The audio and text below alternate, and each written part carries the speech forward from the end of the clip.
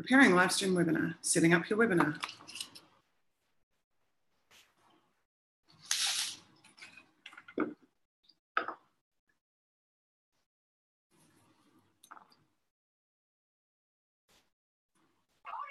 And we're live, broadcasting to the world from internet party HQs around the world.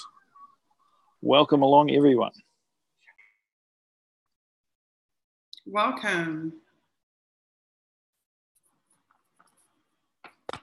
Nice to be here. Hi. We made it. We're in one piece. We're all together. Welcome Excellent. Welcome to the Red Star. Oh, Red Star, I need to change the name. Yeah, Red Star, just remember to mute when you're not speaking. Red Star is our event live streamer and has joined us today. Also, welcome to Hutt. I'm not sure if I'm supposed to use your name, Hutt. It's going to be hard for me not to, but welcome as well. I think Sarah will be with us shortly, and we'll probably have other people popping in and out. No. And I'm joining you here from sunny old Wellington. It's the middle of the day here. I have like beautiful sunshine outside.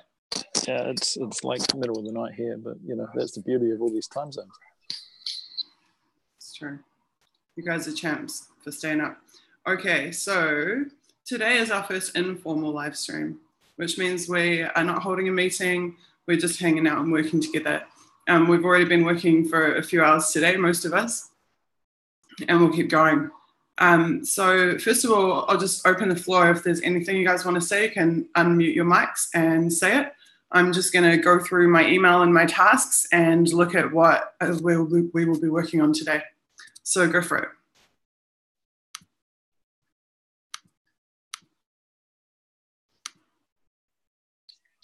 The silence is deafening. Okay, what I can see we need to do if no one else is going to speak out, I can see that on our news page, we should now have a fifth column for our streams.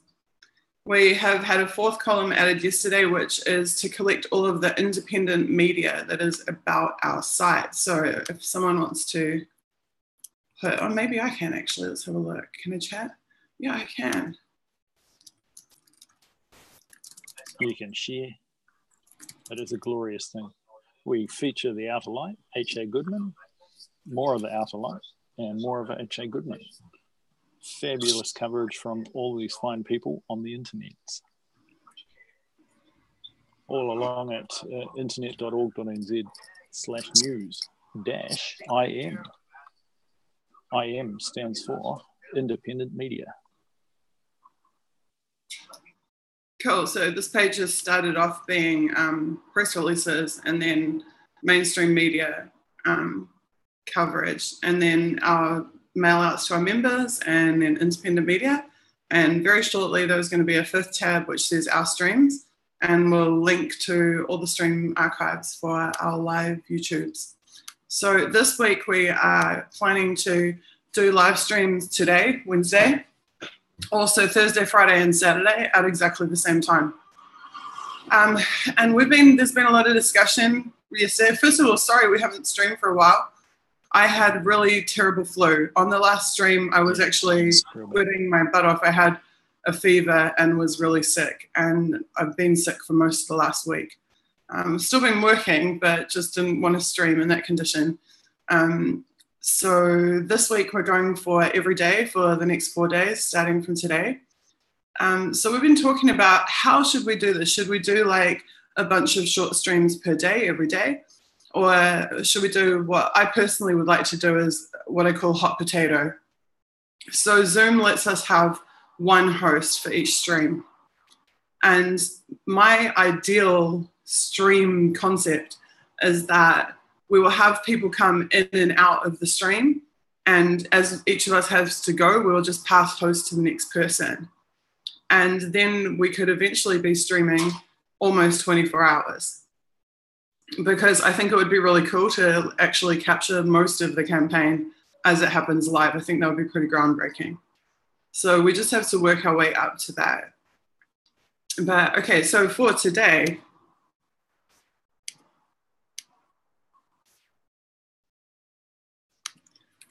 so I have put through the latest streams spec to our designer. Sarah will be joining us shortly. So we've been asked by Otago University to come on do a show with them with their politics people. That's on Thursday. It's Thursday morning New Zealand time though. So it won't affect our stream on Thursday.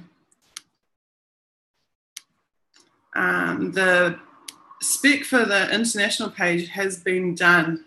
I guess I should wait for Sarah for this stuff. Right, so there's 3 new pages to go up, Joe. There's the international page, which is complete. There's the needs page, our needs of the occupation page, or in our case, needs of the campaign page. So today, one of the things I need to do is work on the wireframe for that page. Are you able to implement the international page stuff, or do we have to wait for Ron? No, we should be able to get that up shortly. Do you have the finished copy from that? I've seen reference to it, but I haven't actually seen the copy. Okay. I can dig it out. Cool. I will just text Sarah and check that it's signed off on.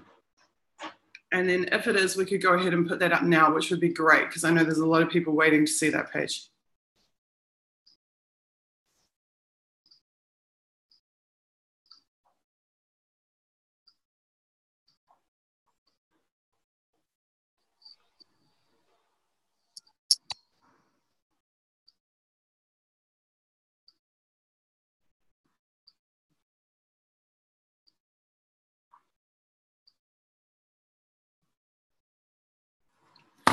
Okay, I'll wait to hear back from her.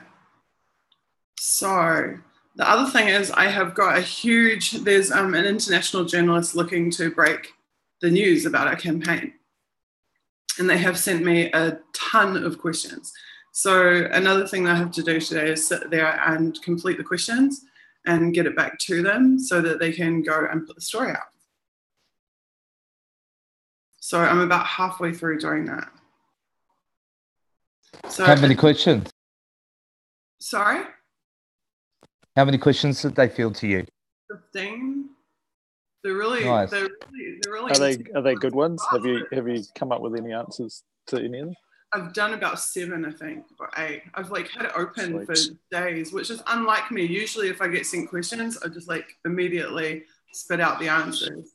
But these questions are really good. They're questions I haven't been asked before.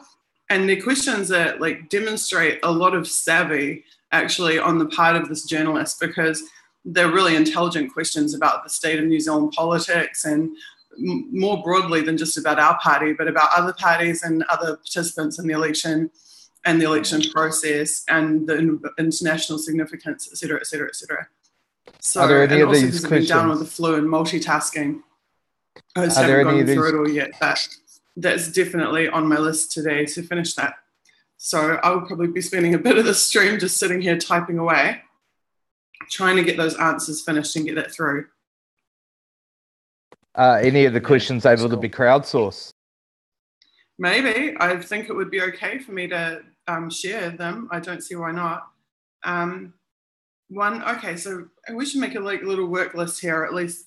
Joe, do you want to take some notes in Sanglaze if I go over what we need to achieve in the next couple of hours?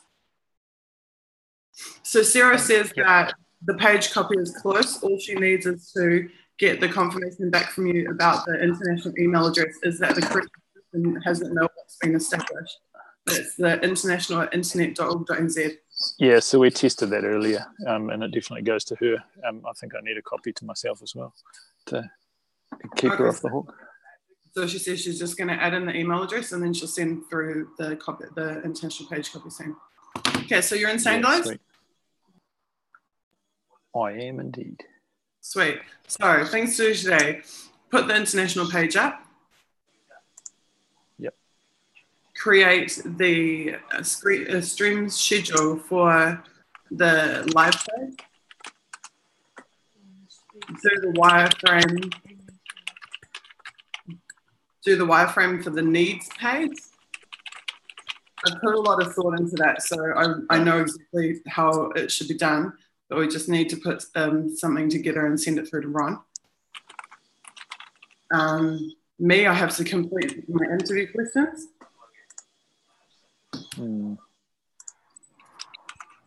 I might just log in from my desktop so I can share what I'm doing.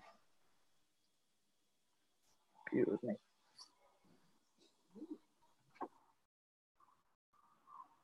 Cool. And Sarah needs to send the media request form back to Otago University. All right, and most importantly, actually, what we have to do as well is to decide upon the rules for the live stream. Maybe we should start with that first. What? No picking my nose live on the internet? To be honest, I don't mind the nose picking. I've seen worse with my kids. But we should have just, we've been asked to establish the basic rules.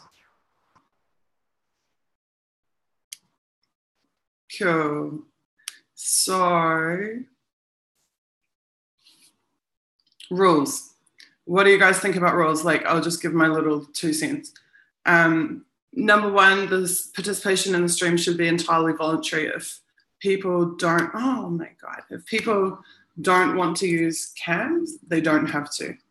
If they don't want to use a mic, they don't have to. If they don't want to participate in the stream at all, they don't have to. That's the first thing for me, is that it has to be 100% voluntary participation and no pressure on anyone to participate. Nines, do you want to take notes on this? Or Joe, do you want to take notes on it? Maybe someone... or refer back to this? I've created a sandglass under meetings for live stream rules. Nice. With a Z. Very good. With a Z. So this is, you know, Z's are better. They are. Voluntary participation. Second part, I don't think that we should violate the privacy of anybody outside of the campaign team. Obviously not in the campaign team either, but specifically, for example, we talk about having a request from a journalist. Okay, that's fine, but we don't name who that journalist or that publication is. We talk, just not, just respect individual privacy is basically what I'm saying. Nice. I think that's really important as well. Third thing. Yeah, go ahead, Reed.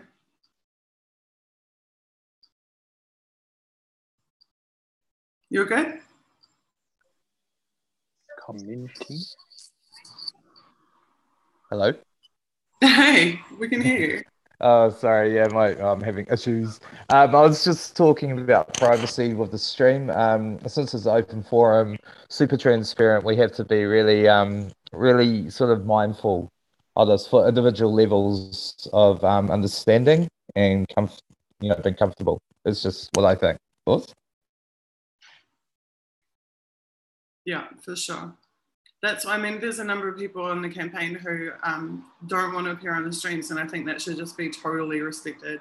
Because I was once one of them, as you know, like at Occupy, I was like, no, I don't want to be on the stream. No, I don't want to talk in front of anyone. No, I don't want to be honest. Don't put me on a stage. Don't write my name down. Don't anything. And so I think that should be respected. Definitely. Agree. So the other thing is that because this is broadcast content related to our campaign, it's covered by, we have an authorization statement. So we actually have to abide by common standards of decency, I guess, for broadcasting. I'm not sure, but I think that one of the rules should be that only people who are verified members of the campaign, who we know and have relationships with, should appear on the stream. The public can participate to their heart's content via the chat, either on YouTube or directly in the Zoom. If we give them the Zoom link and they want to come into the chat, that's totally fine by me as well. But we should have only verified members of the campaign team actually appearing on the stream. And then any violations of whatever decency rules relate to broadcasting, we have to exclude them from the stream, unfortunately. What are those standards? How does it work from the BCC over to internet broadcasts? That's an interesting factor that we need to consider here, because it'll be a bit different, because as opposed to terrestrial broadcasts and then online live broadcasts. So do we abide by the standards, broadcasting standards of New Zealand, or is it YouTube sort of framework? I think there's multiple different layers that apply. I think that arguably the broadcasting standards would apply, being that we're a New Zealand registered political party. I think that YouTube has its own standards or guidelines around content, especially in live broadcast. I've seen a live broadcast be canned in the middle of the broadcast because of a breach of their guidelines. So YouTube do fully monitor the streams and the live streams that are going on. So then on top of that, there is also rules surrounding election-related messaging outlined by the Electoral Commission. And Sarah would definitely be able to give you, we've got a new attendee. Sarah would definitely be able to give you the link to those Electoral Commission guidelines. So I think that we have to be able to abide by all three of those layers of guidelines, and then additionally to have our own. Yeah, for sure. It's really important that we see where this fits within the electoral guidelines as well, because they're quite stringent, eh? Yeah, they are, but they're also there's not that many of them either. Like, I did read through them at the beginning of the campaign. They're very important, but fortunately it's not like an entire book of them. So there is just a web page that just outlines the few things that you're not supposed to do. There's like around specific dates that you can't do election messaging on and things like that. Cool.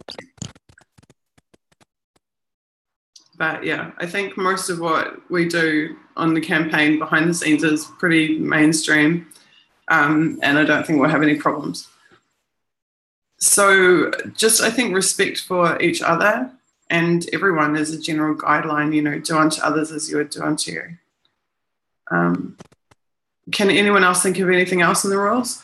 I'm thinking like swearing is a big one for me. Like, I swear like a sailor. And a lot of Kiwis swear like a sailor.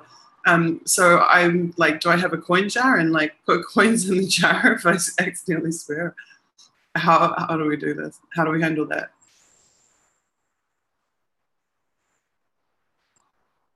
It's looking really good. Just try not to. I think I'm missing a few. I wasn't paying attention while I was trying to log in. So keep it clean. Maybe keep it clean. For sure, it really needs to be, Yeah.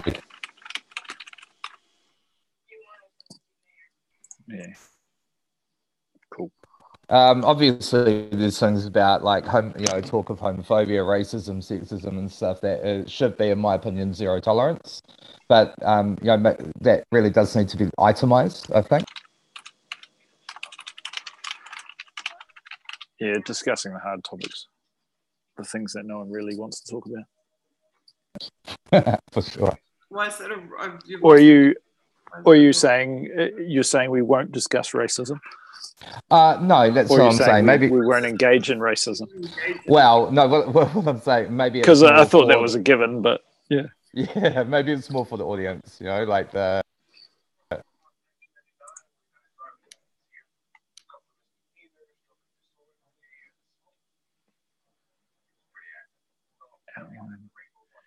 Colin was suggesting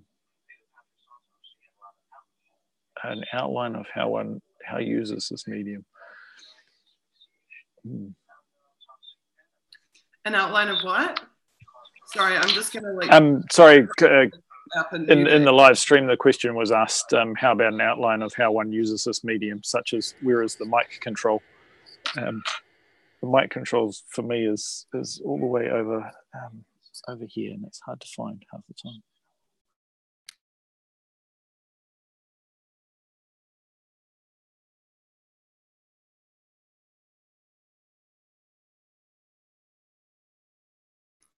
And the other one, Joe, that's missing from that list is only verified campaign members appearing on stream.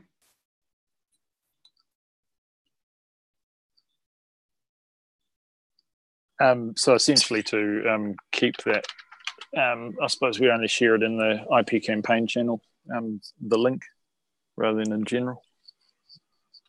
Yeah, well, I mean, people can participate, and I don't mind if the link is known because people can come and chat. We can have up to 100 people campaign with an M, hun. Oh, yeah, well, I was looking at the stream over there. Only verified champagne members in the Zoom. Yeah. We can have up to 100 in the Zoom live. We can have panelists and as Zoom panelists. Right, so exactly. So only verified campaign members will be promoted to panelists, and only panelists are able to use cam and mic. Yeah. Everyone else can participate by chat, that's fine. That said, the can I call them the unwashed?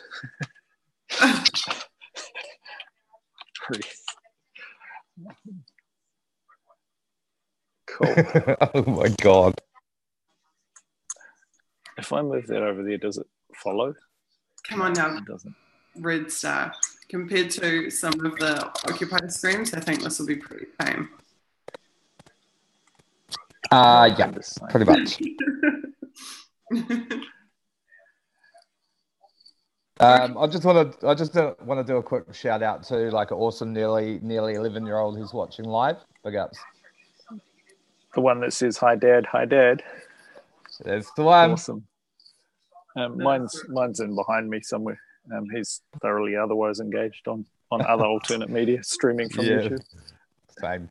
My one just says does multitasking. He's a real, true future beneficiary of the internet party, and this is fantastic. We've got like a 11-year-old engaging. Big ups.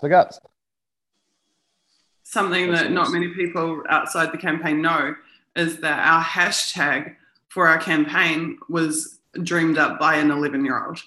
And that is truly a true story, because we initially were going to have Upgrade New Zealand. Upgrade? Yeah, something along those lines, or reboot. Reboot NZ, that's right. And the particular 11-year-old, who will remain anonymous, said, but if you reboot it, you're just going to get the same thing that you had before. What you need is a better version, a newer, better version. You need an update. You have to update New Zealand. And that's the story of how our campaign hashtag came about. Yeah, I think it's awesome. I think amazing. I engaged in some Facebook commentary where they said, your hashtag is useless. And and I said, well, oh, no. Was it? I was trying to remember what there was in Lumia. I did go looking for it, but I couldn't remember. But yeah, essentially the distinction between rebooting something and you get the same thing again, restarting, you restart just... Yeah, but if you're actually doing an update, you're actually changing something. Yeah. You're fixing problems as well. Bug fixing New Zealand. Very true. Bug fixing New Zealand. Yeah, and I'll tell you what, the other thing that same 11-year-old came up with is the original campaign photos were in black and white.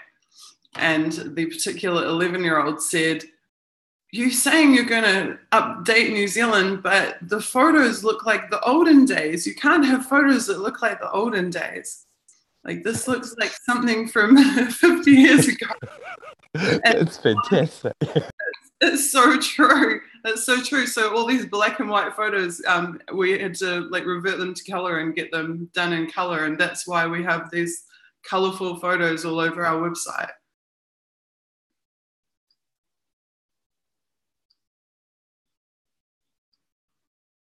Sweet. Okay, so that's the rules, right? Is there anything else that we have not thought of? If anyone on YouTube can think of what ideas that they think should be incorporated into here, this is the purpose of the stream, is for you guys to participate. So if there's something we're missing that you think needs to be added, then please tell us, speak up. Speaking of which, I should probably actually jump onto my Twitter and tell people that we're here and doing this.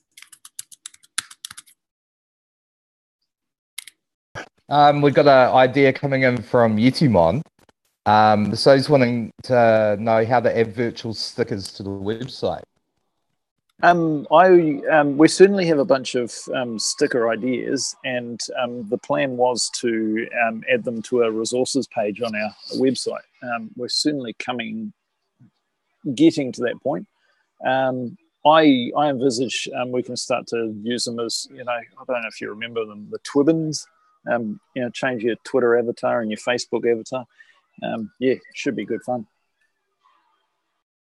Apparently, it'll be good for the 11-year-old market. Pity they can't vote, but they are the voters of the future, and they deserve to have a say too. And I think that actually the kids make a lot more sense than the adults do in this world. I certainly agree.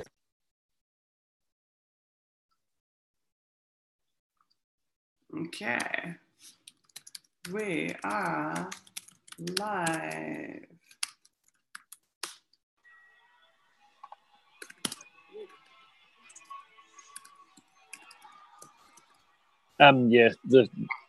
The stickers from last year still adorn my monitor. There's one of them. We've certainly got a bunch more coming. I'll see if I can find them. Stickers roll.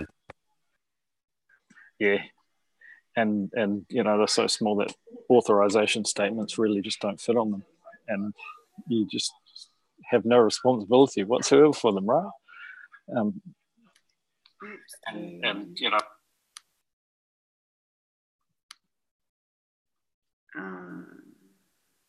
YouTube.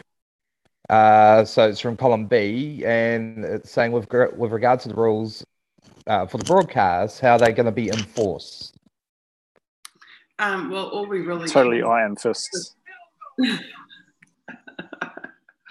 We get no, okay, I can't say that. We simply won't invite back anybody who breaches the rules, deliberately breaches the rules, or who has any issue with, respecting other people. They just simply won't get to participate again. We are in a live setting, so that's really all we can do on that front. For sure.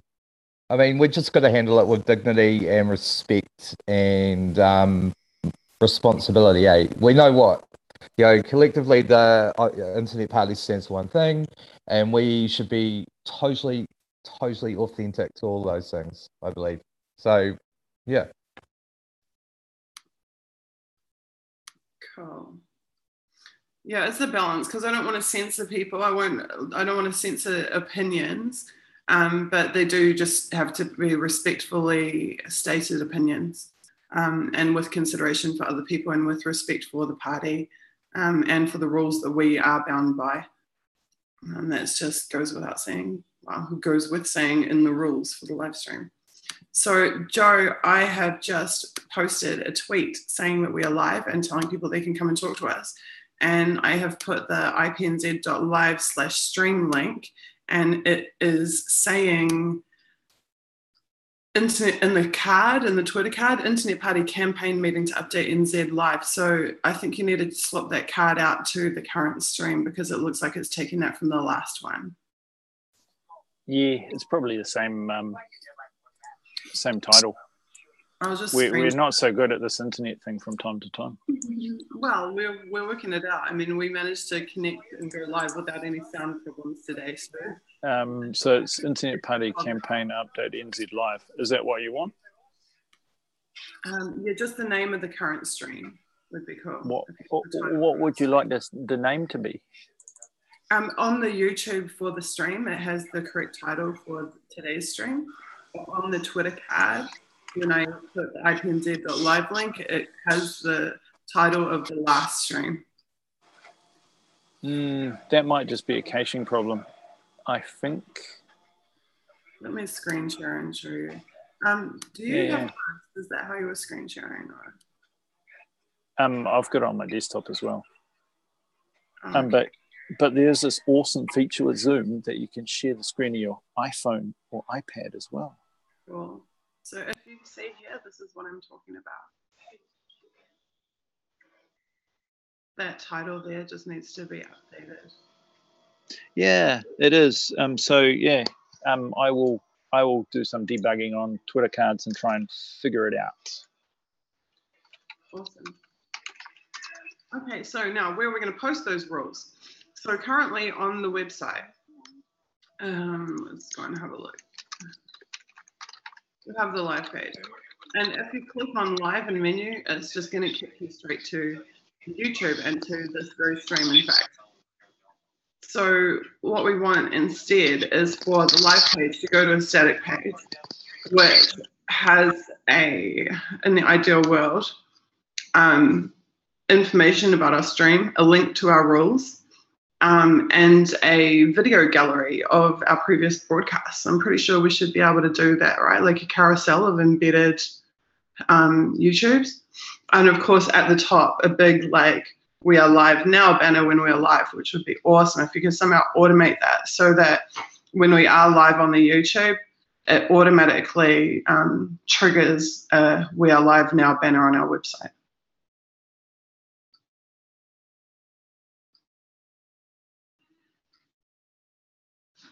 Just looking at the Twitter validator thingy, what's it?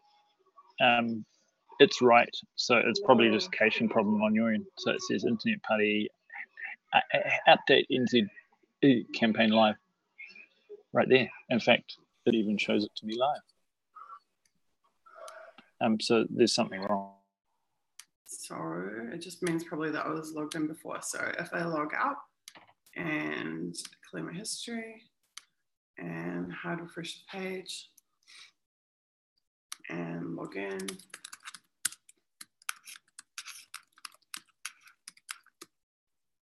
Then maybe it will work. Let's have a look.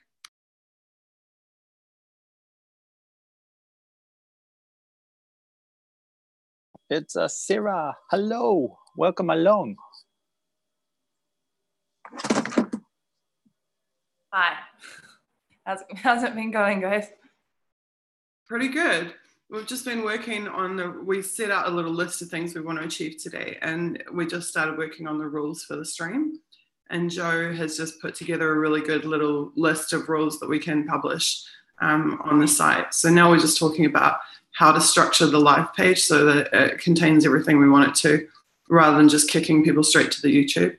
It will actually have info about the stream and links to the past streams and like a banner saying "We are live now" when we are live, which I'm hoping to automate, et cetera, et cetera. Cool.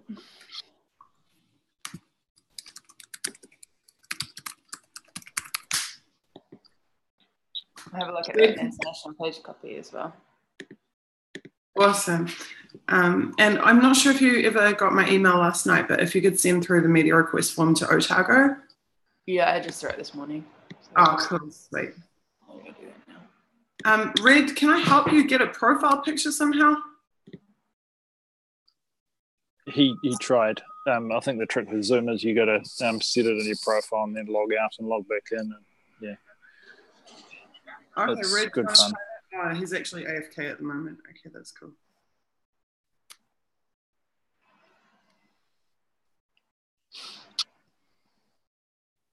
Hey Sarah, what's up? Hello. How's it Nice going? to have you. Good. Nice to have you. Oh, likewise. Thanks for joining us. Always a pleasure.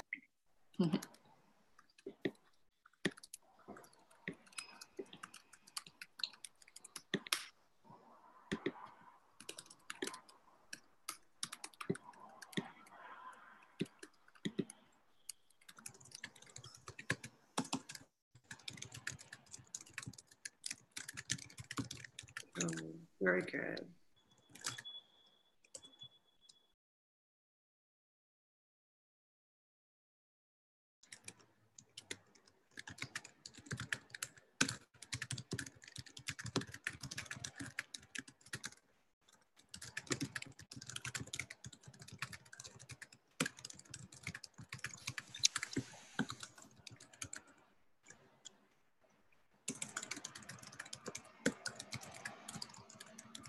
Okay, so that's the rules addressed.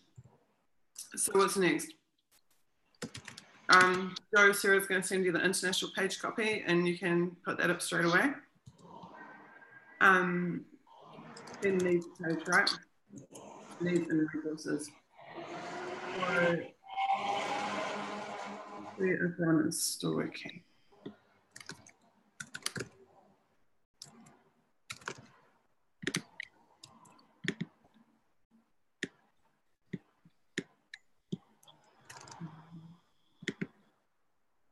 So we get a question from the YouTube channel. So basically it's coming from Moonlight Bay, and he's kind of wondering what the concept of this video is. Does anyone care to elaborate? The concept of this stream? Correct. Okay, so basically we wanted to do a few things. First of all, we wanted to demystify what Internet Party is doing. So we wanted to, our core values are openness and transparency and democracy. So there's been a lot of like political interference from governments and spy agencies and police agencies worldwide. In the French election, in the New Zealand election in 2014, in particular, there's been a lot of political espionage going on. And they're trying to get their hands on information of the political campaigns of various parties. So we decided that we would do something that no other party has done that we're aware of, and we would release all of our strategic plans and our tactical plans for our campaign while we're in the middle of the campaign. So that's what the first video was about. So if you go back and watch our first live stream, you can see all of our planning documents, everything that we're showing, everything that we've done for the last 4 or 5 months, and what we're doing for the rest of the campaign. Then we decided that we wanted to give people a window into the actual operations of our campaign. We're not scared to do this because we're not funded by big businessmen. We're not funded by dodgy corporates. We're not making backroom deals with dodgy people. We have nothing to hide. And so these streams are about showing people, this is us, we're normal people, we're putting together this campaign to serve New Zealanders, and we have nothing to hide. And we actually think that every political party should be able to operate like this. There's no reason that they shouldn't be able to show their members and the public precisely what they're doing and to be accountable to them for it. So this is pretty groundbreaking. So we are going to reach out to sociology and media and political science professors worldwide and students and let them know this is going on, because we think it's actually really significant to have a political party that is this accessible, to have a leader of a major registered political party that you can get on and talk to every day on YouTube, that you can ask questions directly from and get answers from, that you can watch them working and see what they're doing and what they're planning and what the next step is. Because the spies are already accessing this information. If we don't do these streams, the GCSB or SIS or whoever, name your alphabet letter agency, they know what we're doing. They know what calls I'm making to Sarah. They know what emails I'm sending to Joe. They know what we did yesterday and what we're going to do tomorrow. So why shouldn't the public know that? Why shouldn't our membership know that? Our privacy is already violated every single day just for having a political opinion and being politically active. So why not be transparent to everyone? And live streaming is such an important medium, particularly to activism. And just really, that's the way of the future. Like, imagine if we had politicians work live stream to the public. Imagine if you could see what Bill English was up to. Imagine if you could see who they're meeting, what interview they're doing, what documents they're putting together, what rules and guidelines they're creating and making. Imagine if we had access to that information rather than just the spy agencies having access to it or rich people having access to it. Imagine if the public had access to it. So that's why we're doing these streams. And we will be doing more of them going forward. And like I was explaining earlier, I hope that we can get into a hot potato situation, because we run a 24/7 office. Like, people are working at all times of the day on this campaign. So hopefully we can just start to pass the ball from person to person to person, and you can actually see the campaign operating day in and day out, night in and night out, right the way up until the election. But yeah, that's the purpose. The purpose is transparency, to show people and to involve them and to give them access and to allow them to participate. That's it. Great answer, Susie. Thank you. That's the truth. The truth is a very easy thing to express. So, under most circumstances, very easy and satisfying. Fantastic. You might have to move to Russia for telling it, but at least you'll sleep well at night and you'll be able to look yourself in the mirror. That's what I have that those who suppress us don't have. They're making deathbed confessions instead.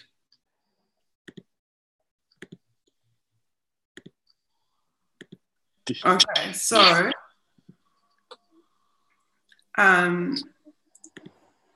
I just sent George the copy for the international page and the guidelines.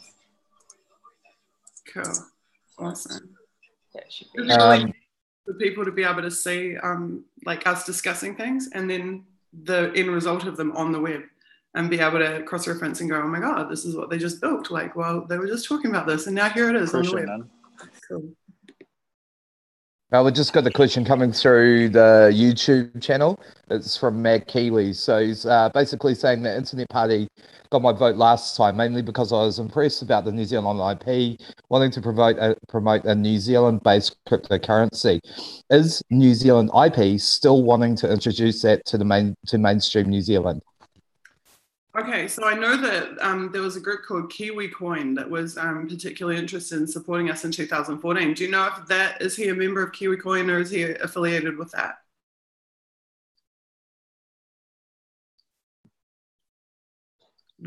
Certainly our lead proponent of cryptocurrency is probably, Josh in our campaign team. Certainly there's a few. Yeah, that's Josh's area, and that's what he was passionate about. We do have a member who is working on cryptocurrency policy.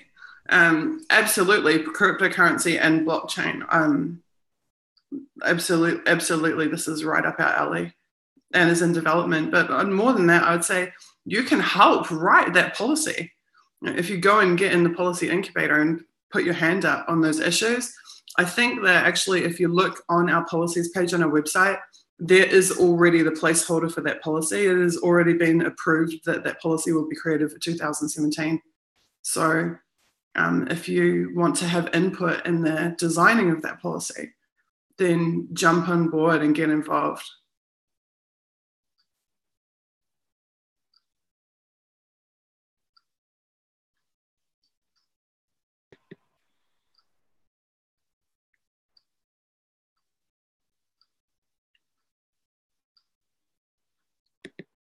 I thought it was under economy, but maybe it's under technology. It's definitely in there. No, I know from the parent spreadsheet of the policies and the portfolios that it was definitely in there, cryptocurrency and blockchain.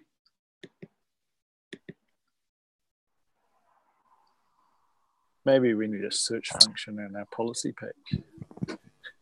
Yeah, I think that's in the digital economy, I think.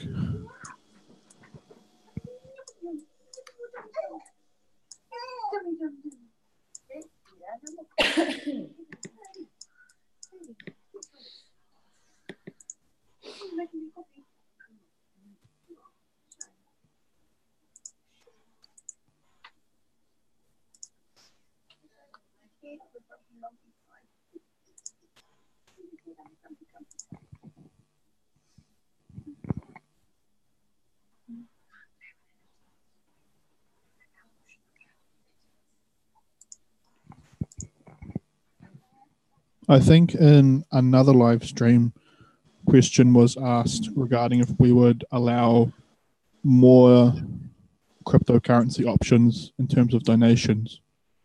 So, for example, we've got like Bitcoin right now, and there were people asking about.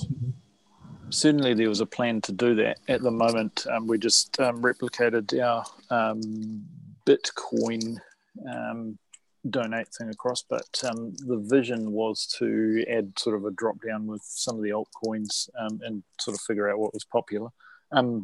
We also had a question the other day about limits of cryptocurrency, and essentially the same things apply. The New Zealand dollar equivalent, but certainly I think the question was more about how you could find out who had actually done the donation. But yeah, certainly we've got Bitcoin at the moment, and we welcome donations there. One of the things I suppose challenges for a political party, I suppose, is a lot of the Bitcoin wallets and things are very much individualized. There's no sort of sense of a corporate ownership of a wallet, but yeah, certainly it's something to look at. There's a question coming from the YouTube chat stream. It's coming from Colin B, and he's asking, what is the status of candidate selection?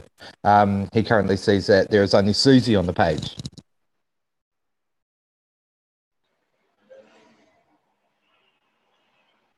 Certainly, we've got our, well, if you're in, as it says on the candidates page, if you're interested, email your CV across to candidates@internet.org.nz to apply. At present, we are working through the list, and certainly our campaign coordinator has a short list of a bunch of people that applied so far. And yeah, at the moment, yes, Susie. Number one. There is a timetable that was established this week of the dates that the official press release will go out asking for the candidates and when we'll start to publicise that. I can tell you that it's in the next 7 days that the call will go out. Then there's roughly a month-long period where we will review the applications for the candidates, and then we will announce it. I think one week before the writ day, about 7 days before the official close of the candidate. And I suppose to address another question, we're not necessarily limiting ourselves to 14 candidates. It's just a nice round number to fit on a page.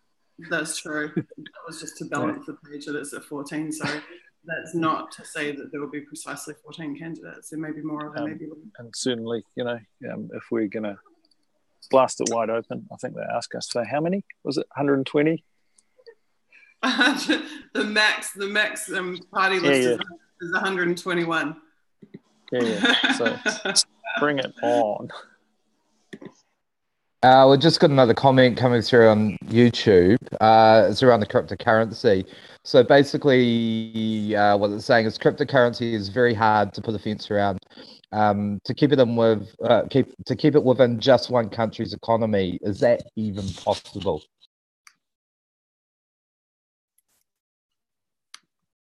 Okay, can you run the last part around me? Run the last part by me again.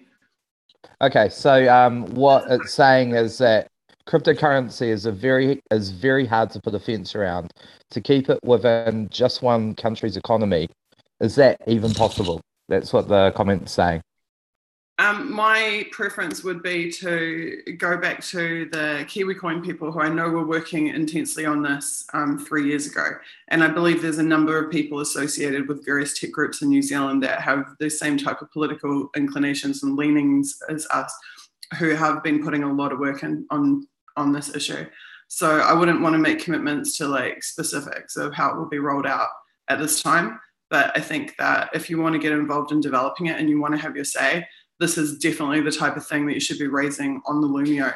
So jump on the policy incubator, start a thread if there isn't one already about Bitcoin, crypto coins and digital currency, and ask all the questions you want, have your say, give your input, put links to research, back up the things that you say. That's something when you look through our policy documents, you'll see that there are footnotes and it's all meticulously researched and annotated. So jump in, have your say, ask your questions, and make suggestions. Tell us how you want it to be and why you want it to be that way.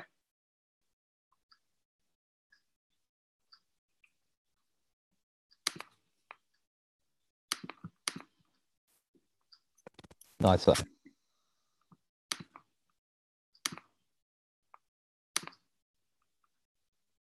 Okay, Joe, did you get the international copy through from Sarah? I have it indeed. Dung dung. Yep. Cool. Yes, I'll go slightly quiet and type away. Cool. Yeah, that'd be great if you can get that up. Awesome. Okay, what else is on our list? I'll just jump into English and have a look.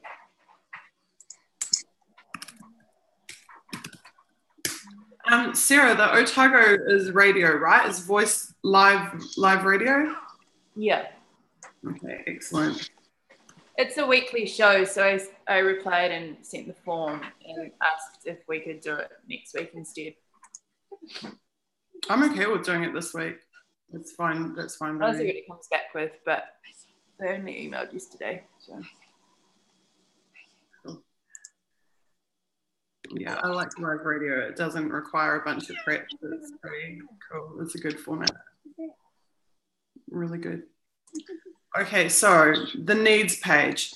So what I'm thinking with the needs page is that we use the same like accordion, like JavaScript styles we have used on the policies page and whatnot, but that we have the different campaign division as each line of the accordion, so that we can allow the people who are responsible for each division of the campaign to update what they specifically need for that area.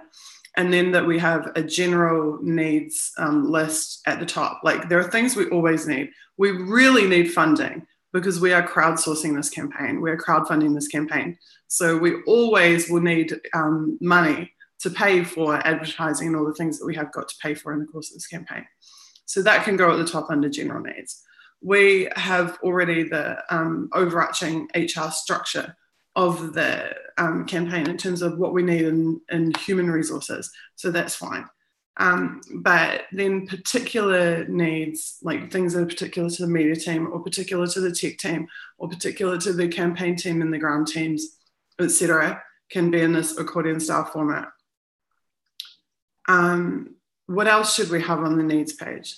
Is there anything you guys can think of outside of general or the teams?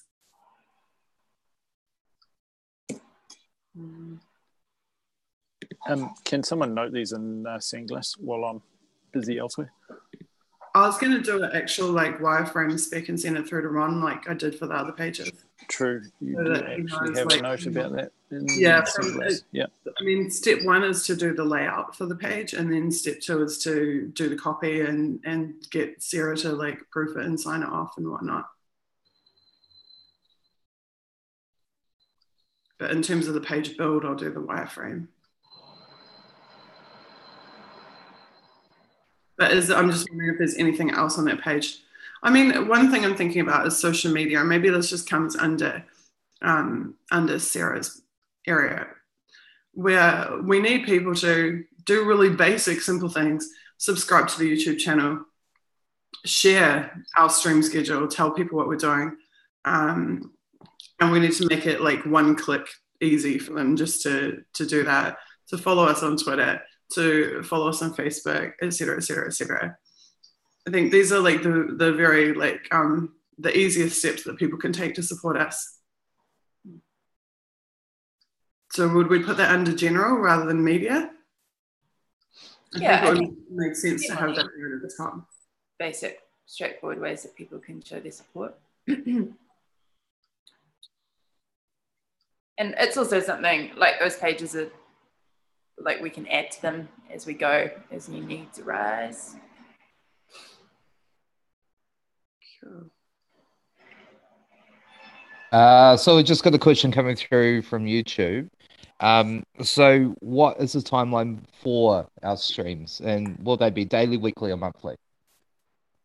Well, currently this week, and we will publish a schedule shortly. This week we're doing Wednesday, Thursday, Friday, Saturday from 8 p.m. until 10:30 p.m. New Zealand time. So we're on day one of that now. I would like to get to the point where we are continuously streaming this campaign. That's the goal. but for now, we'll be 8 to 10:30 p.m. today, tomorrow, next day, and the next day after that. And of course, you can, I mean, you don't even have to watch live. You can always go back and see the archive streams after the fact. And generally, Sarah or someone will cut little pieces out of the streams and then promote them as like short clips as well. So there's various different ways that you can get to see the content. Susie, I've got a question for you. The big sleep out idea, it's happening tomorrow, and they need to hear from us pretty quickly about whether or not we're going to send someone. But I emailed some information to your general email address. Awesome, thank you. So that's a question for Bill and ground team, and also really a question for Red as well. Red, are you interested in, oh no, hang on a sec, is this for registration or just for general participation? Like just to register and participate? This is to participate, but it's tomorrow, so, and there's a fundraising requirement as well. So I think it's like they have to raise a minimum of $2,000. And I'm just wondering if there's enough time to do it right. I think it would be a really cool thing to be involved with, but it would be great, but I think it's probably too short notice to guarantee that we're going to raise $2,000. Well, it's cool because I went to them about it, just asking if we could send someone along. So yeah, but maybe for next time round. Yeah, for sure. I would say ask Chris and ask Bill if they want to, and ask Red Star if they want to show up and support in some capacity. Maybe just to give publicity to the event, and maybe just to support the other people who are participating in the event. I personally this probably comes from like my personal indie media background, especially in 2014.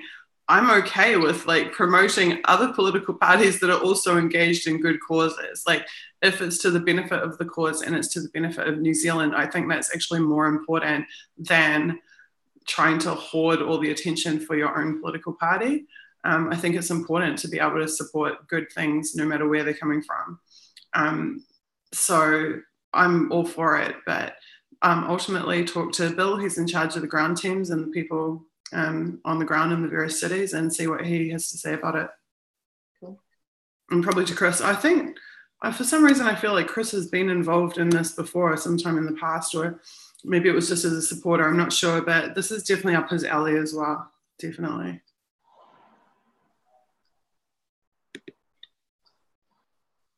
I would love to be there. I would love to be there and cover it. I really would. Same with me, but Daddy Judy's overarch.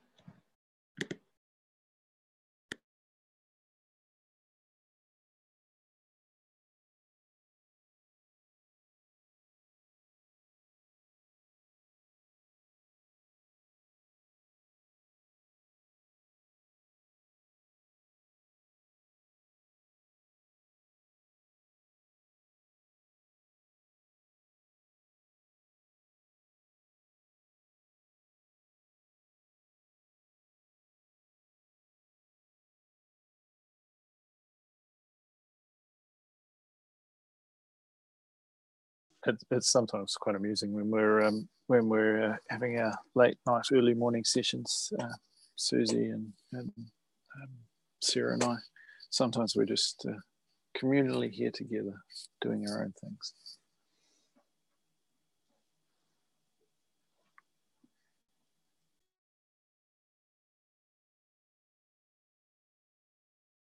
We could have dropped off the face of the internet and no one's actually there.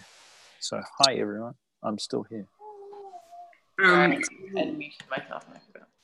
want to just make it really clear too, because it might not be obvious, but Our streams being 8 until 10:30 doesn't mean that we're working on the campaign 2.5 hours a day. We burn the candle at both ends every single day working on this campaign.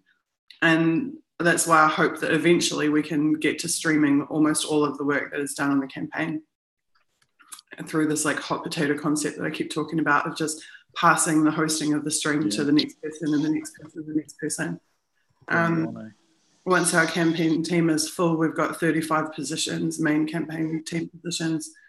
So once we get to that kind of level, I think we can, we can have 25 max on video on the stream at any one time.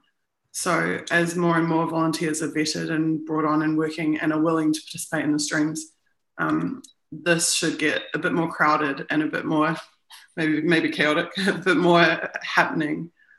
But I'd like for the public and our members to be able to see more and more and more of what is going on. And I love that people are actually getting on YouTube and asking us questions already. I think that's totally awesome. Really cool.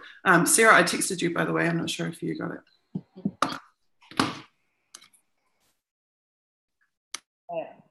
And sorry I keep disappearing and muting myself. It's because I've actually still got the flu. I'm at the tail end of it now, but every time I cough, I actually take myself a video so you guys don't have to sit here and listen to me barking away.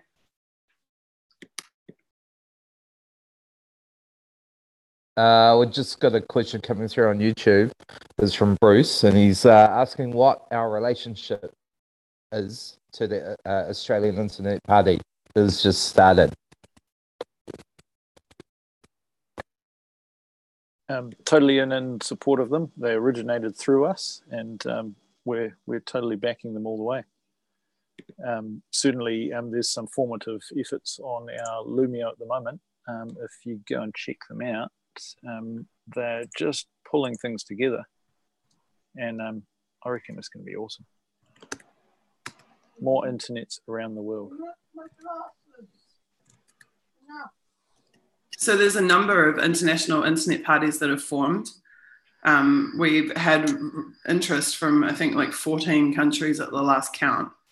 And we are currently, right now, Joe is the second, putting up the international page on our website, which will give you a ton more information about who those parties are, their contact details, how to get in touch with them, and how to participate.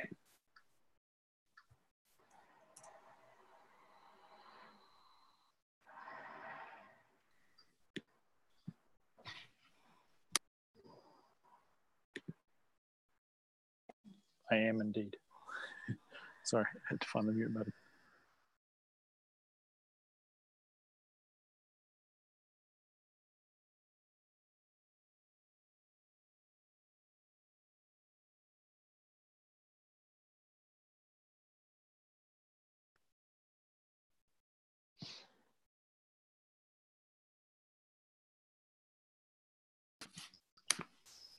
Well, Sarah, I just posted a notification that we're live to my Facebook as well and told people if they want to come and chat with us or ask us questions, they can.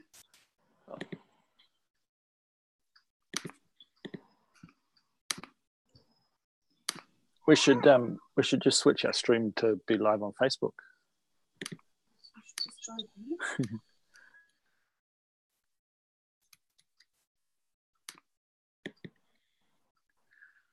Okay.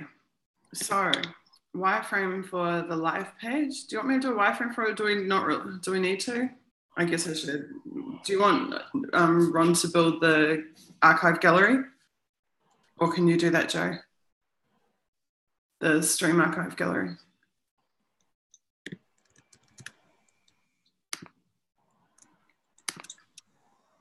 Sorry, he's on another train of thought at the moment.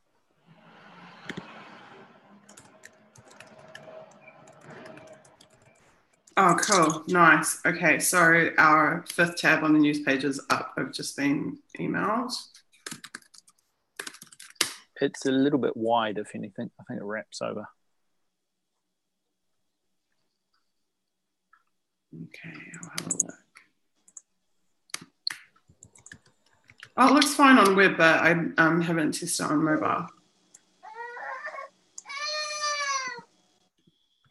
Oh, beautiful. And the embeds are in there. Okay, so I'll just screen share so I can show people what I'm talking about here.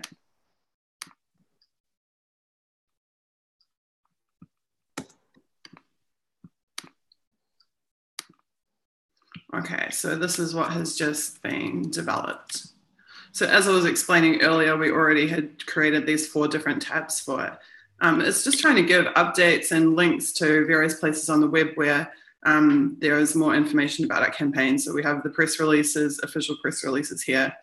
And we have links to mainstream media articles that have been done about our campaign here, and interviews. We have copies of our notices to members. We have some of the independent media that's come out about us is in. There's more to come. And this is what has just been added as our latest streams. So this is the first one I was talking about earlier, where we actually presented our strategic plans and our tactical planning documents for the campaign. So if you go and watch this first stream here, you can learn about everything that's been happening since February. And then this one is the campaign meeting that we held online last week. Me looking extremely sick, replete with a temperature and everything. We're champs, so we still went ahead and did it anyway. So you can actually watch that on our site, or click through to the YouTube and watch it on the YouTube. And then today's stream will turn into a 3rd stream link here and embed on the website as well. Sweet. So very soon up here in the menu bar, there'll be a page that says international. And when you click on it, it will have all the details about how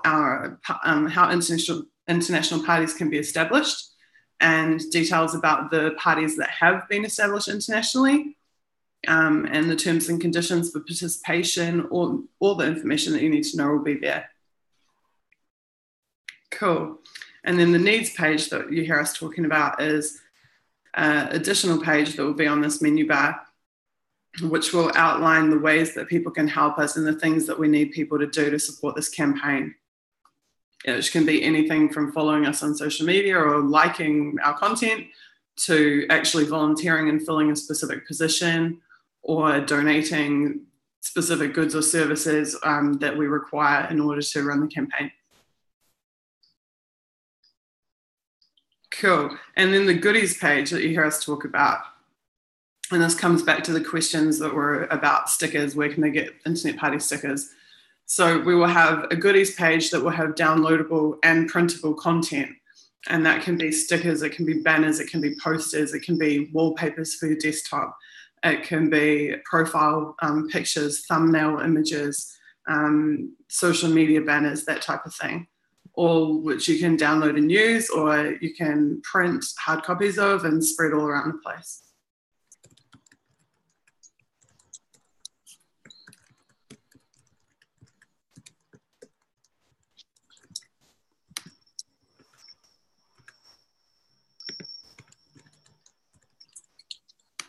Okay, what else is on my little work list?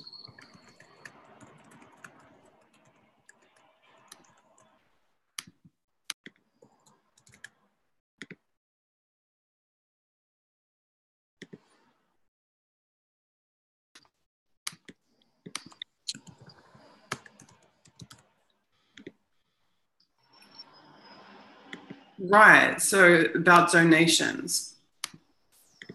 So people internationally and all around the world can donate to our campaign.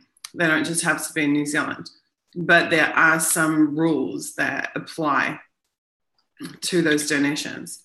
So again, I'm just going to screen share and we'll just go and have a look at what was added last night. So if we click here on donate. Okay, anonymous and or overseas donors. Please refer to the New Zealand Electoral Commission guidelines before donating $1,500 and above. And then if we click through to that, it should load a page of guidelines for donations. Okay, here we go. So these are the rules that govern how much we can receive, who we can receive it from. It's So a very long list of complicated stuff, but suffice to say, give us as much as you can, but not too much. Otherwise, the government gets to keep it, right? Yeah. So basically, our understanding is that up to $1,500 is totally fine. We will not accept money that is from a government, and we will not accept money that is from a corporation. But private citizens anywhere in the world can donate us up to New Zealand $1,500. So if you're donating in foreign currency, you will need to check and make sure that the amount you're donating does not exceed 1,500 New Zealand dollars. So our entire campaign budget for this campaign is 600,000 New Zealand. So if we could get 400 people to donate us $1,500, then we have funded the entire campaign. Now, New Zealand citizens can donate more than that. In fact, I should probably let Sarah talk about this because she's a bit more clued up on it than I am. But I believe that they can donate. Actually, Sarah, do you want to go ahead and just talk about the rules for donations from New Zealand citizens, please? It's pretty open. Like, it gets a bit tighter when people are donating from overseas or wanting to do it anonymously. But I think the regulation is more at our end, or like we need to alert the commission when immediately if someone donates 30 grand or over, and we have to declare anything over and above $15,000. So, but we can wait to do that in our annual return. I don't think there's a top. Hang on, let me see what the absolute top limit is, if there is one. I think it was 45,000 and change was the max that a single person can donate between any two election periods. But I think that's if they're doing so from overseas. Oh, I'm sorry, from overseas. Okay. There is also you're going for protection from disclosure. That's the limit. Right. And if you apply for protection from disclosure, you can actually donate significant sums of money to our campaign without us even knowing who you are, by making that donation directly to the Electoral Commission of New Zealand and telling them that you want that money donated to us. Then we receive the money from the Electoral Commission and we actually have no idea ever where it came from. But that is an arrangement that you have to make directly with the Electoral Commission.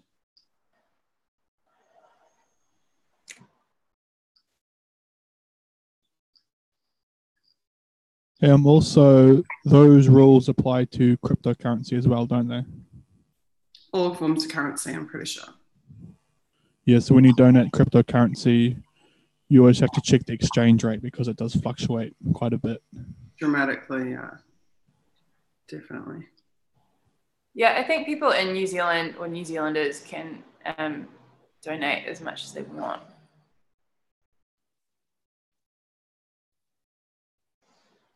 But we just have to declare large amounts.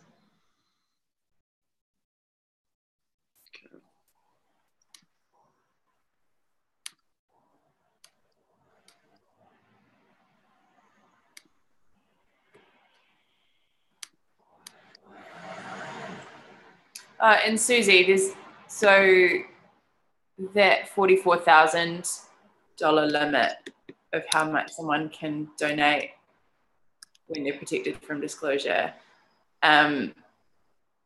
that's the individual limit, but the party can only accept up to $300,000 from donations protected from disclosure between two successive elections.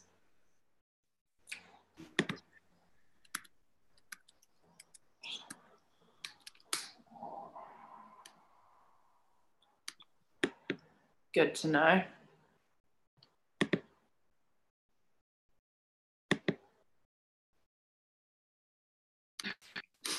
Right, but then there's loans as well, right? Mm-hmm. So it is possible for private individuals to make loans to the party.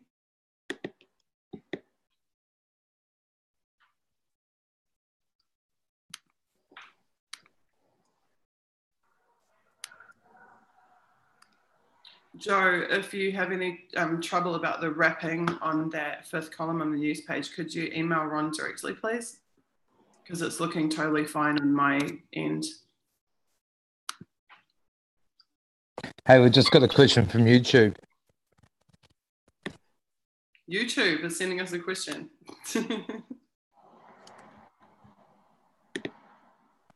Yeah, well, the question is about fees and donations. Yeah. Essentially asking, go for it, Reed. Sorry. So Blake's asking, membership fees like donations? And I suppose the answer to that is membership fees are separate from donations. Essentially, unfortunately, the way electoral law is structured, we are required to charge people money to be a member. We can't just join you for free. I suppose we could set the fee at 1 cent, but certainly the $10 that's currently set at helps with some of our operational costs as we get going. So they're not limited in the same way that donations are. If we had 1 million members and they all paid us $10, I don't think the Electoral Commission cares. Nice.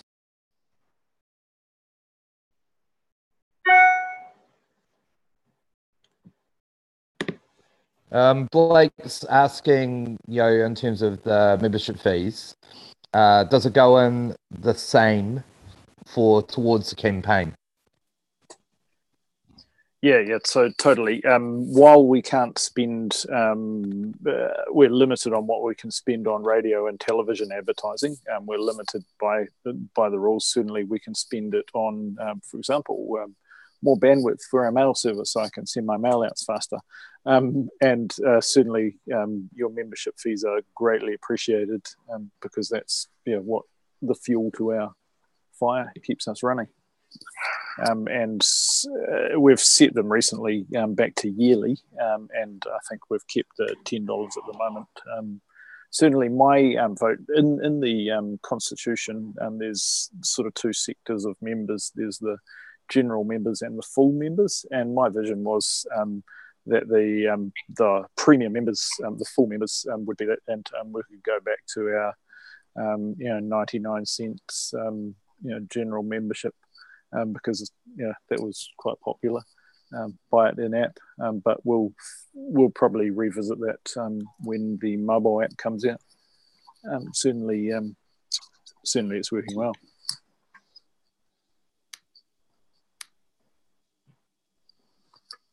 I should remember to turn my video on when I'm talking. Our next generation mobile app is in the works as well, as you would have seen from the strategy document. Yeah, so we're currently building out the team for that, and certainly open to people that want to help. Bring it on.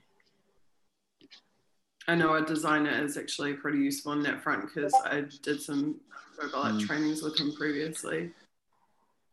Yeah, a lot of our website was designed thinking about running it mobile first. So the mobile app will primarily have content from our website. And using some of the advantages of having a decent cache and hardware platform that you can carry around in your pocket.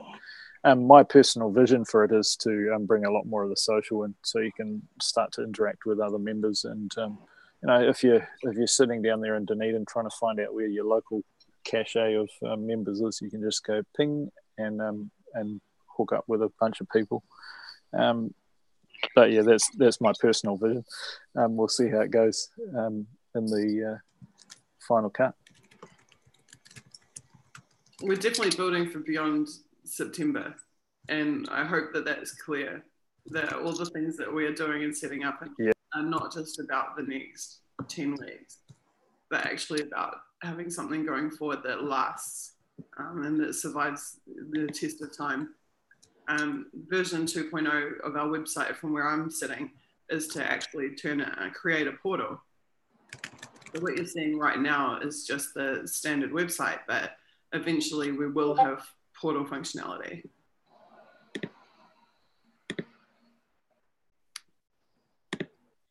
Yeah. Yep.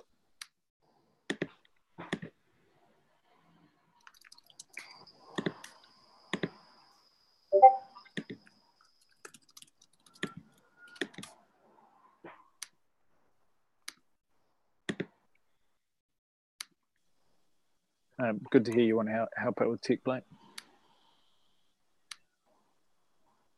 Certainly we hang out a bit. I think mostly Discord seems to be the popular platform, but certainly I prefer my encrypted end-to-end Riot chat. And I can post a link to that if you would like.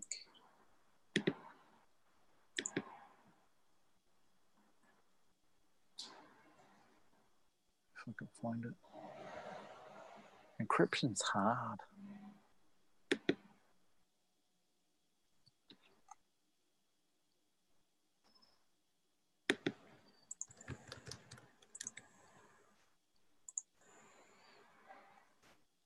Or maybe it's just desktop clients. I'm so used to doing stuff on mobile. I can't even find the option in the desktop client.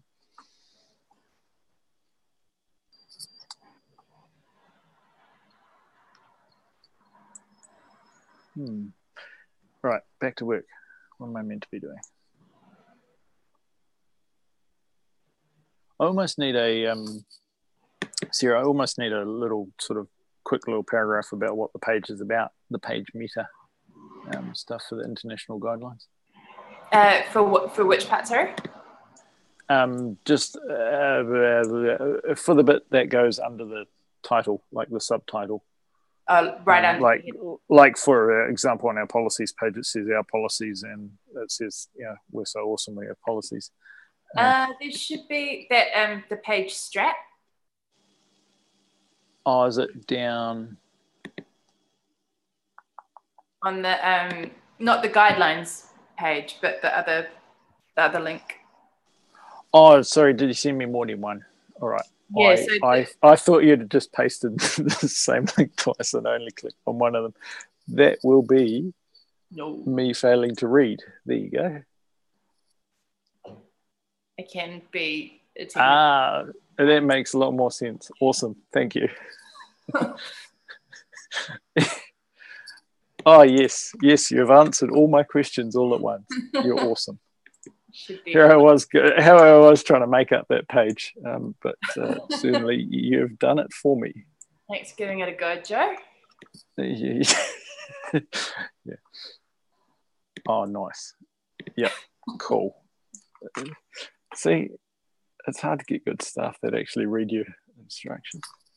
Right, it's happening as we go.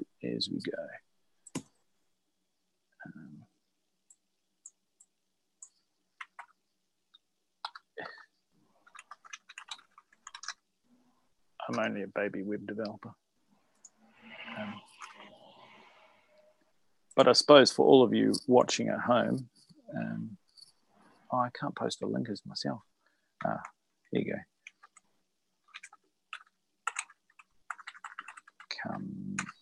There you go. There's a link in the YouTube chat to the page that's slowly getting in. It's already authorised by Sarah Illingworth even. Internet.org.nz/international.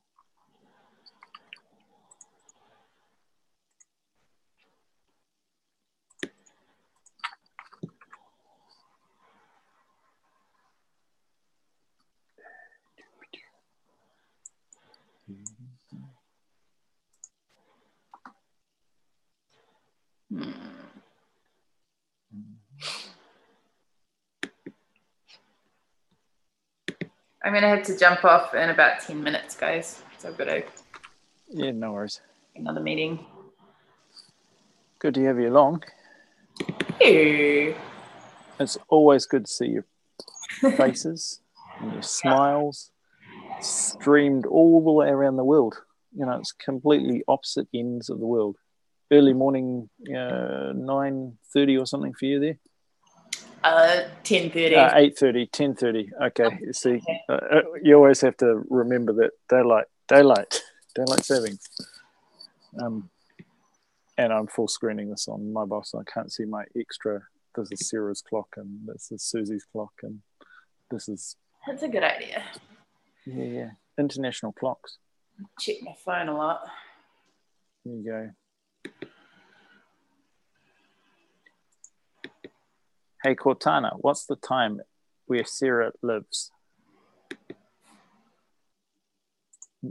And it silently says, I don't know where Sarah lives. It's a good start.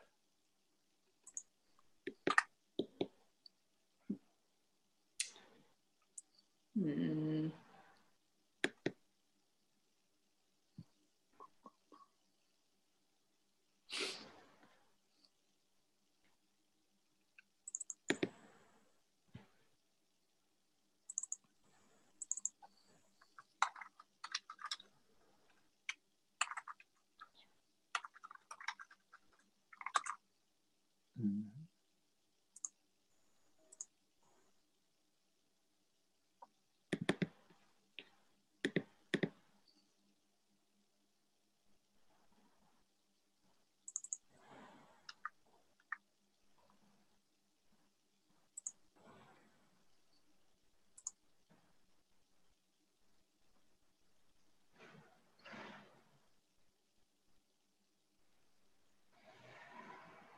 Internet.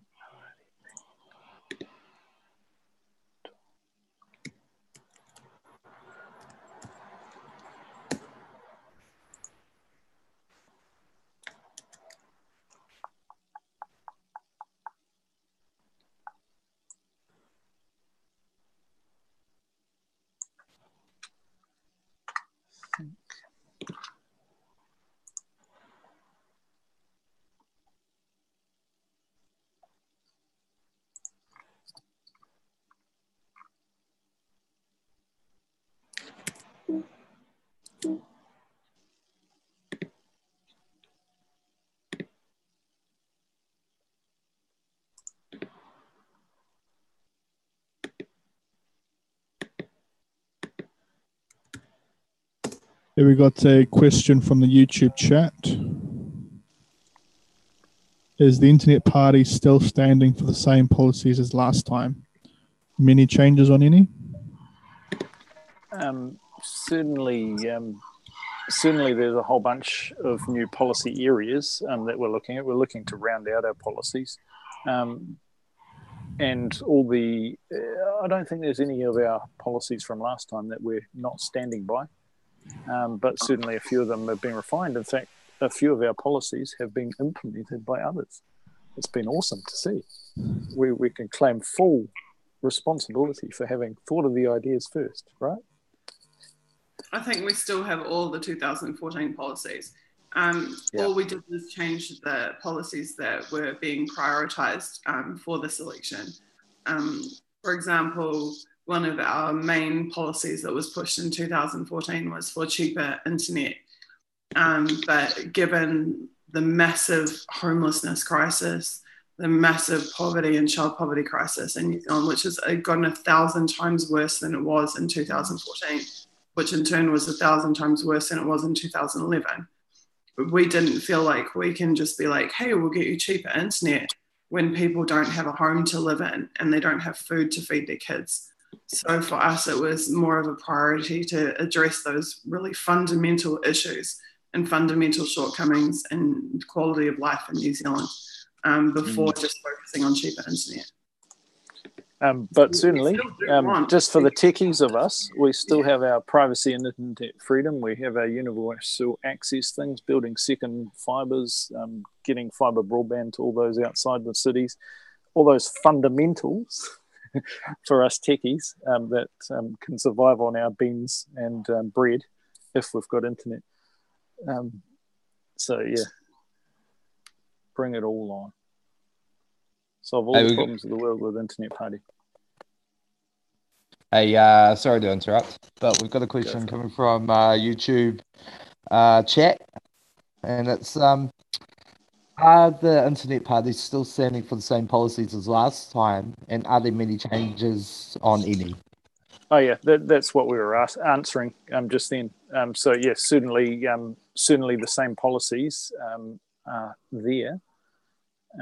you'll probably find a lot of most of them have a disclaimer that we may revise them for 2017. Certainly things like, as Susie was saying, cheaper, faster internet to some degree has been delivered. But there's still a lot we can do. Certainly there's some talk about TICSA and the GCSB law changes that have come in the last 3 years. We still want them gone. We need intelligence sharing agreements that work for us as New Zealanders and maintain our sovereignty. So yeah. Nice. Check it out on internet.org.nz/policies. I'll drop a link into the YouTube. Yeah. My favourite section is always the technology one. But Sarah. It's awesome to see youth and broadcasting, arts, governance, economy, education, housing, retirement, labour, transport, defence, tourism, and health, human rights, criminal justice, digital resiliency and Christchurch, Indigenous affairs, women's affairs, and immigration. We are getting so much more awesome this year. We're rounding out our policies and fleshing them out. And I think that's largely due to the strategic focus and push that Susie's given us. It's been awesome. And certainly Damon and the team have been discussing at length exactly how we're going to pin down all these policies and make them happen before we all get elected. But the details of the policies will be coming out soon. Oh yes, we love that coming soon. We're getting very close. Certainly, if you want to see it happening, internet-party.lumio.org is where all our policies are being incubated. You can even help out building the manifesto. So certainly get in there if you're keen on making the words say what you think. Then let us know what you think.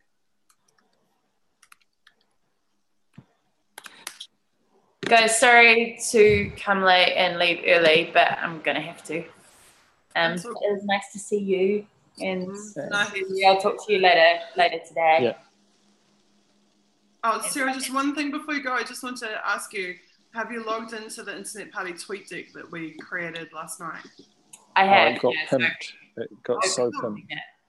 So do you know how to use it? You know how to broadcast through all the accounts? You saw the list of accounts that are added? Yeah, I've been doing it with like several of the tweets between like when I checked in and now. So. Okay, because I didn't see anything on my timeline. Let me just double check to make sure it's working. My tweets are loading. Definitely. Okay, it's working. Awesome. There's tweets that I didn't retweet that are on my timeline. Excellent.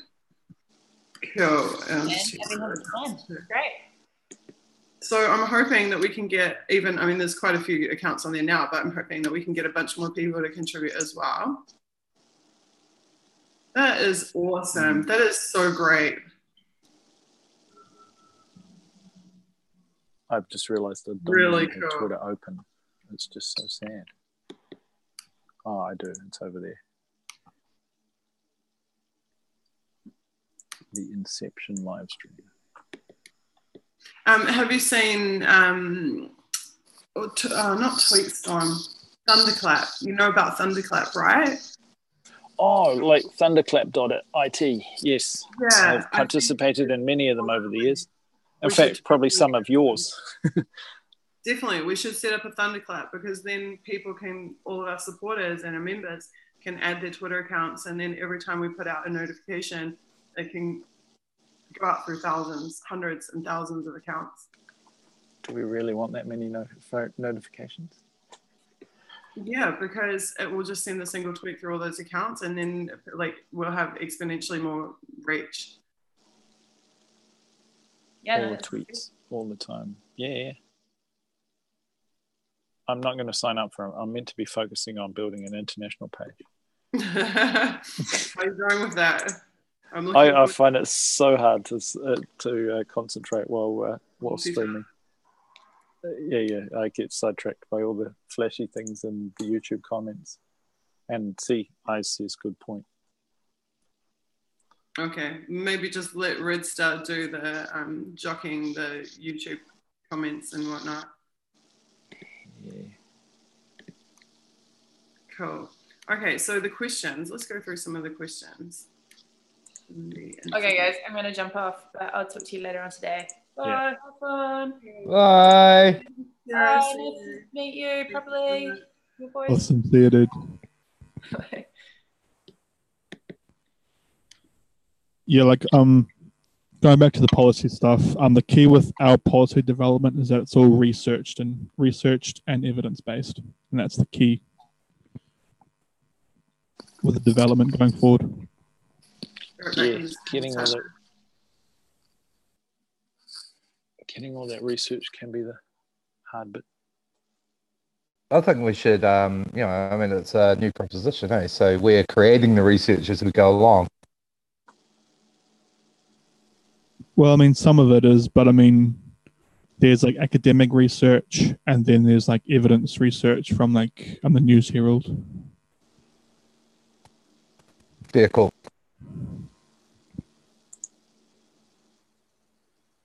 Hey, we got a question coming from the chat via YouTube. It's a good one. So, do we agree that the internet, in its broadcast sense, is a great tool for democratization? And if so, then what parts will or can the Internet Party play in promoting digital democracy as a way of rebuilding the New Zealand populace's confidence and participation in the democratic process? That's an awesome question. I love how the internet can connect us all, even the lowliest of us, sitting in our bedrooms, and essentially give us this equal opportunity to contribute to the democracy. Certainly, we haven't seen a lot of democracy happening on the internet. Usually, it's mob dynamics, but yeah, I think it can. Yeah, IP can play a very good part in promoting digital democracy, and we can rebuild and update New Zealand's populace's confidence in the democratic process using the internet. I think leading by example is key, like actually doing it. Like we could have sat online going, other parties should open up their meetings, other parties should blah, blah, blah, and not done it ourselves, it would have had no effect. But I think the fact that people have seen us release our top secret campaign plans, they've seen us transparently discussing every aspect of our campaign. They can get online and talk to us and have access to us and ask us questions like this. I think that has a much bigger impact. So leading by example is extremely important. I think that voting systems have got to change because I do not believe in one vote every 3 years. I think that is fundamentally flawed. Yeah. And I think that the New Zealand public is given the ability to make choices that don't matter on a platter. But the choices about what really does matter are kept away from them. I don't think in this day and age that we can be fairly represented by 120 overpaid people sitting in Wellington arguing with each other. I don't actually think that in the age of the internet that we even need to pay for these people to be going to Wellington every day to sit there and argue with each other. I don't see why, as we discussed in the previous stream, I don't see why we couldn't buy them all a webcam and have them like in this kind of format. I think it's overrated, this idea of them being on the ground together. I mean, one of the big criticisms of me in this campaign is people are saying that I can't campaign for New Zealand when I'm not in New Zealand physically. But then you go and look at what the unnamed majority parties MPs are doing. They are going to cafes and having coffee. And you know that on September 24th, they're not going to any cafe or having coffee with anyone. They are kissing babies because there is an election. They will not be kissing babies after the election. So let's be realistic, about what is motivating them to interact with the public. Is it because they genuinely want to interact with them, or is it because it's election season and this is the one time every 3 years when New Zealand might get to have a say about what's going on? I think New Zealand should get to have a say all of the time, every week. I think New Zealand should get to have a say on every bill. I think that if New Zealand got to vote on whether the GCSB bill passed, it would never have passed. We know that for a fact. Same with the TPPA. The TPPA would never have progressed. There would never have been a single piece of supporting legislation passed about the TPPA if it was up to the New Zealand people to vote on it. So I think the technologies exist to give New Zealanders that choice. And it's just excuses as to why it's not being done. So I think we need to actually people think, this is just about campaigning for this election. It is not, because I would like to see the entire system redesigned. I don't believe in one vote every 3 years. I don't believe in 120 elite people or 121 elite people sitting in Wellington making choices for all of us, because the evidence that has failed is all around us. People say, oh, Internet Party didn't get in 2014. Well, what was the end result of that? Has New Zealand undergone some dramatic positive transformation as a result of Internet Party not getting into Parliament? No, things have gotten worse. UNICEF just released a report which put us at the bottom of the entire developed world on every major social statistic. All of them. We are literally like 40 out of 44, 41 out of 44, 43 out of 44 for everything, for poverty and child poverty, education statistics and literacy, child poverty, youth suicide, youth unemployment, all of the major social issues that we face, mental health, all of them. We are now at the bottom of the entire developed world. We're sold this lie that everything's fine, don't worry, trust your government. But the government has been dismantling the entire social structure of the country year in and year out. So I don't think we can without much protest. I don't think we can leave our future in the hands of people who only want to kiss your baby or have a coffee with you once every 3 years. And I don't think that me being there and kissing your baby or having a coffee with you would serve you better than what I'm doing, working 18 to 20 hour days to try and come up with new ideas to completely restructure and update democracy in New Zealand. So yeah, that's my kōrero on that front. In the words of Bill, word sis. And certainly, thanks, Damon. Yes, we do have a policy on that. It's called responsive government. The link is right there to our full policy document. Let's make the government more responsive. We should be able to make it happen in real time, like the internet. Yeah, in the policy, we're also pushing for e-voting as well, so people can also vote from their house rather than having to go to like a voting booth and stand in a line for 3 hours. So yeah, then so don't have to stand in line for 3 hours.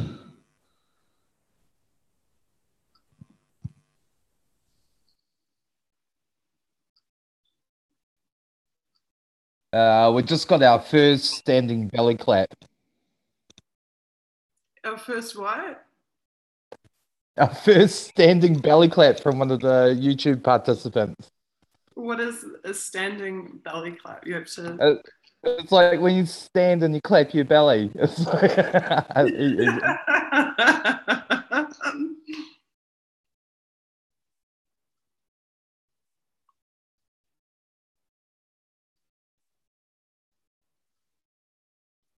For some reason, I feel like I should be doing that.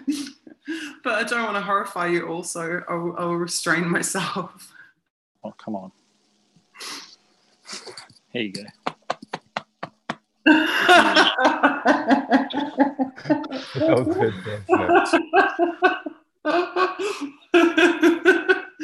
Thank you for that contribution to our stream, Joe.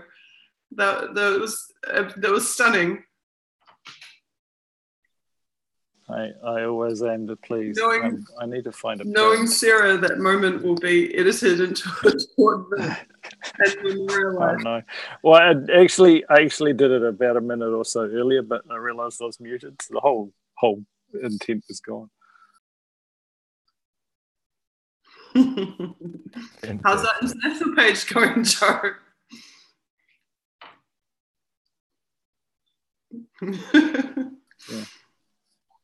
Yeah. It's. I need to find a parent. Parents? I thought you were a parent, Joe. No. I need a parent to give me more time on the computer, please. Yeah.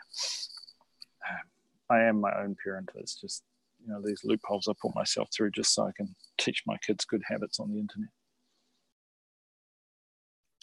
Okay, so this question, since you asked about them earlier, read. So what are the 5 biggest differences between the Internet Party in New Zealand and Bill English's National Party?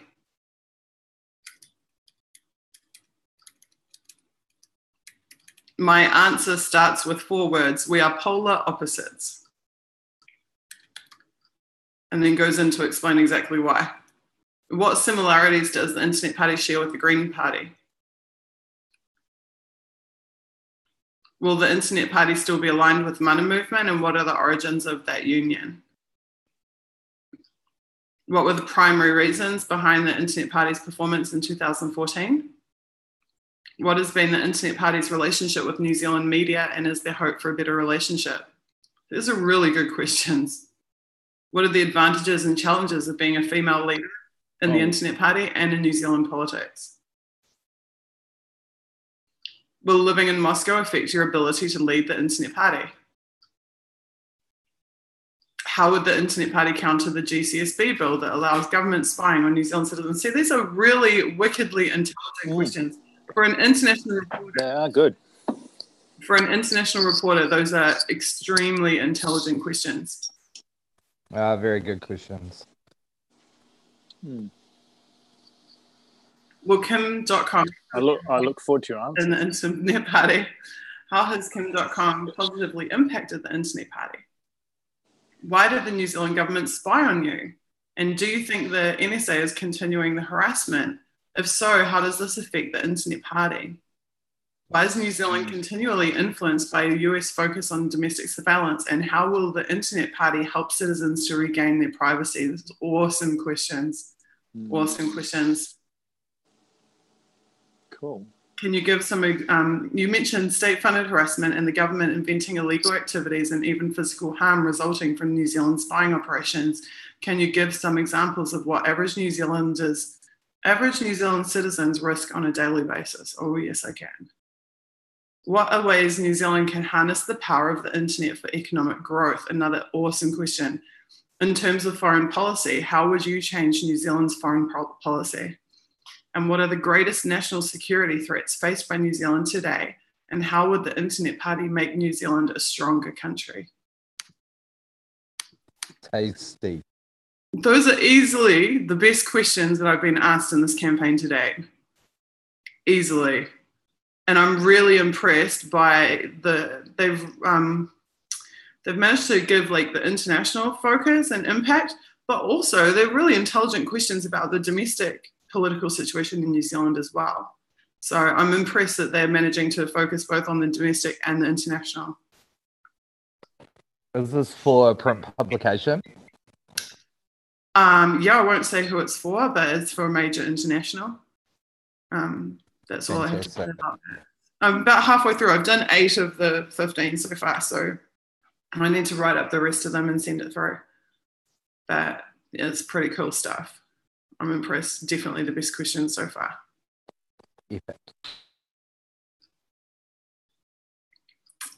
Yeah, there's been some other really great, exciting offers as well.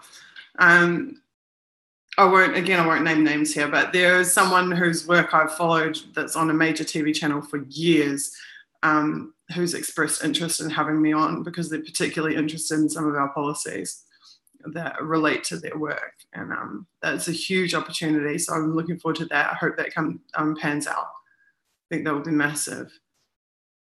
What else? We've got all kinds of things going on. And Sarah's really the best one at juggling my media schedules. And thank God I have her for that. And what's Sarah's email for any members of the media that would like to get an interview with you? media@internet.org.nz. Excellent. For any interview or event requests.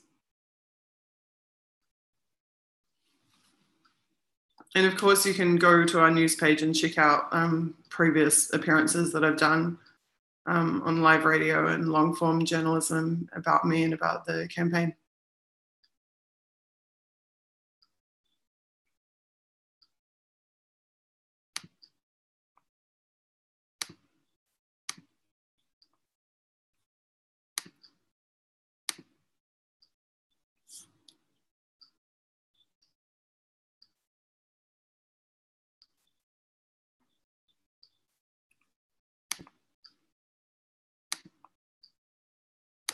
All right, team. I gotta love you and leave you. I gotta go hang out with my boy.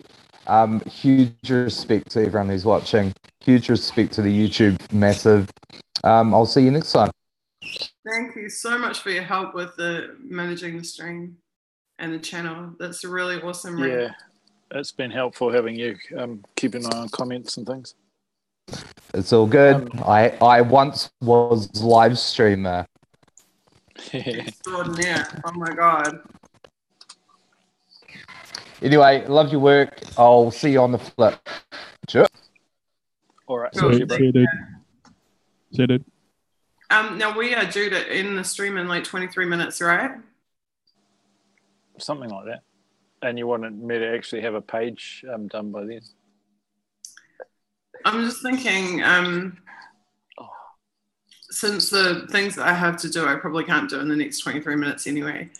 Should I go through like one of my past articles about New Zealand? I thought maybe it would be of interest to people to, because my work was more known internationally than it was in New Zealand because such a tight lid was kept on it in New Zealand. So even though I had international publications carrying my videos, publishing my videos and my photographs and really cool people referencing my articles, a lot of New Zealanders didn't actually get to read what I was doing, which has made it harder for them too to understand why I was being targeted and how severely I was being targeted.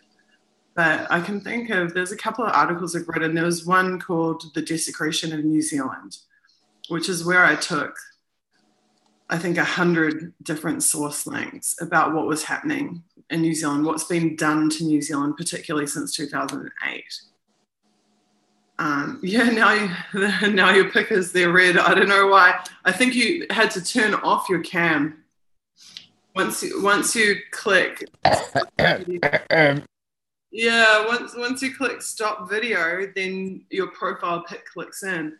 But if you well, see what I've done is I've actually uninstalled the webcam on my computer. So it was on and I didn't even know because I've uninstalled it.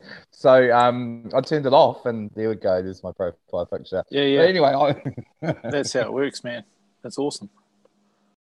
Sweet. A lot of the graphics that you see on spinbin.co.nz were done by Red Star. He does some really amazing graphic design work as well. Oh, it's really lo-fi. Dude, there's some awesome pictures on there. Like that Roastbusters one you did was amazing. And the Cam Slater and Dirty Politics stuff that you did right through that Dirty Politics scandal, those were awesome as well. Really cool. Oh, you're making me blush, man. Shh. Well, it's true. They are. They're great. They're really, really amazing pieces. Anyway, my rates are... Find someone who actually has something to pay you, please. We have at least one donation against your name, I'm sure. Maybe. You know, they'll be sending all the things. I think in this YouTube thing, you've even got that super chat thing. You can spend millions of dollars on our YouTube channel. It's in all these social channels, Spend money. Of course, we only get about 1% of it, and the rest goes to YouTube, right? Yeah, man, I wish there was some ethical organisations that we could get banner ads from. That'd be amazing. So if you're out there, just drop us a line, go to the website, and we'll talk to you.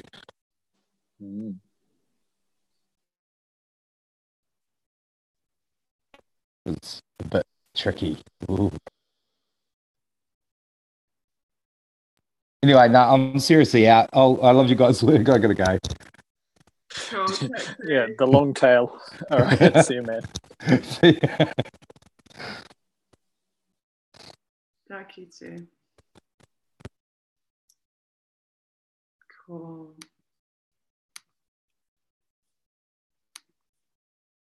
Okay.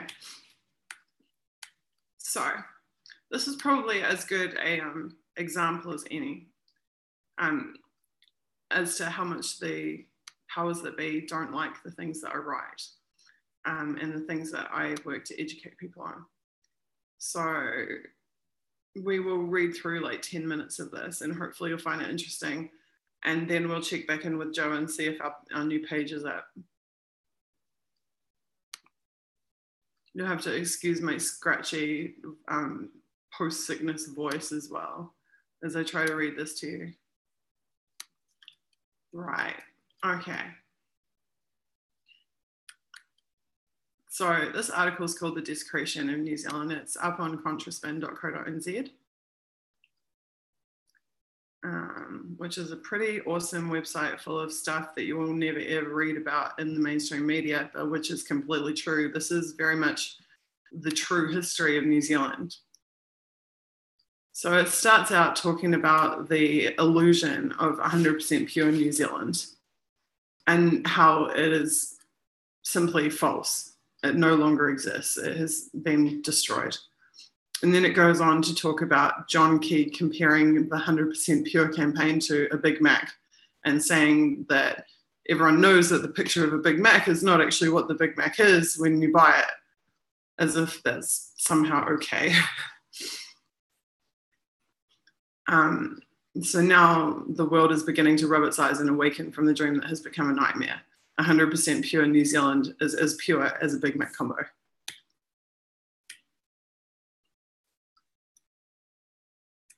Right, and then it goes into what's actually in a Big Mac, which is a whole lot of really toxic ingredients that probably we shouldn't be eating. You know, they have this whole site trying to debunk all the myths. Yeah, was it Macca's Matters or something like that? So this is what our Prime Minister's political agenda and spin has reduced us to, a Big Mac combo. It looks good and safe in the posters, but it can kill you. Unfortunately, there is a whole lot more under the surface than just dodgy hamburger ingredients.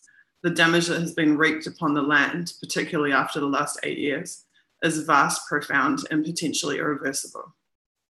It is overdue for us to examine how precisely the land of the long white cloud was so thoroughly desecrated, when, why, and who by. Okay, so what you're about to hear now is just liquid truth. This is truth that, yes, you will be targeted for if you circulate and if you dedicate your life to spreading this truth, even though these are things that people need to know about and hear about so that they can meaningfully address them and take action. This is the stuff that a member of the mainstream media would not be able to keep their job if they published.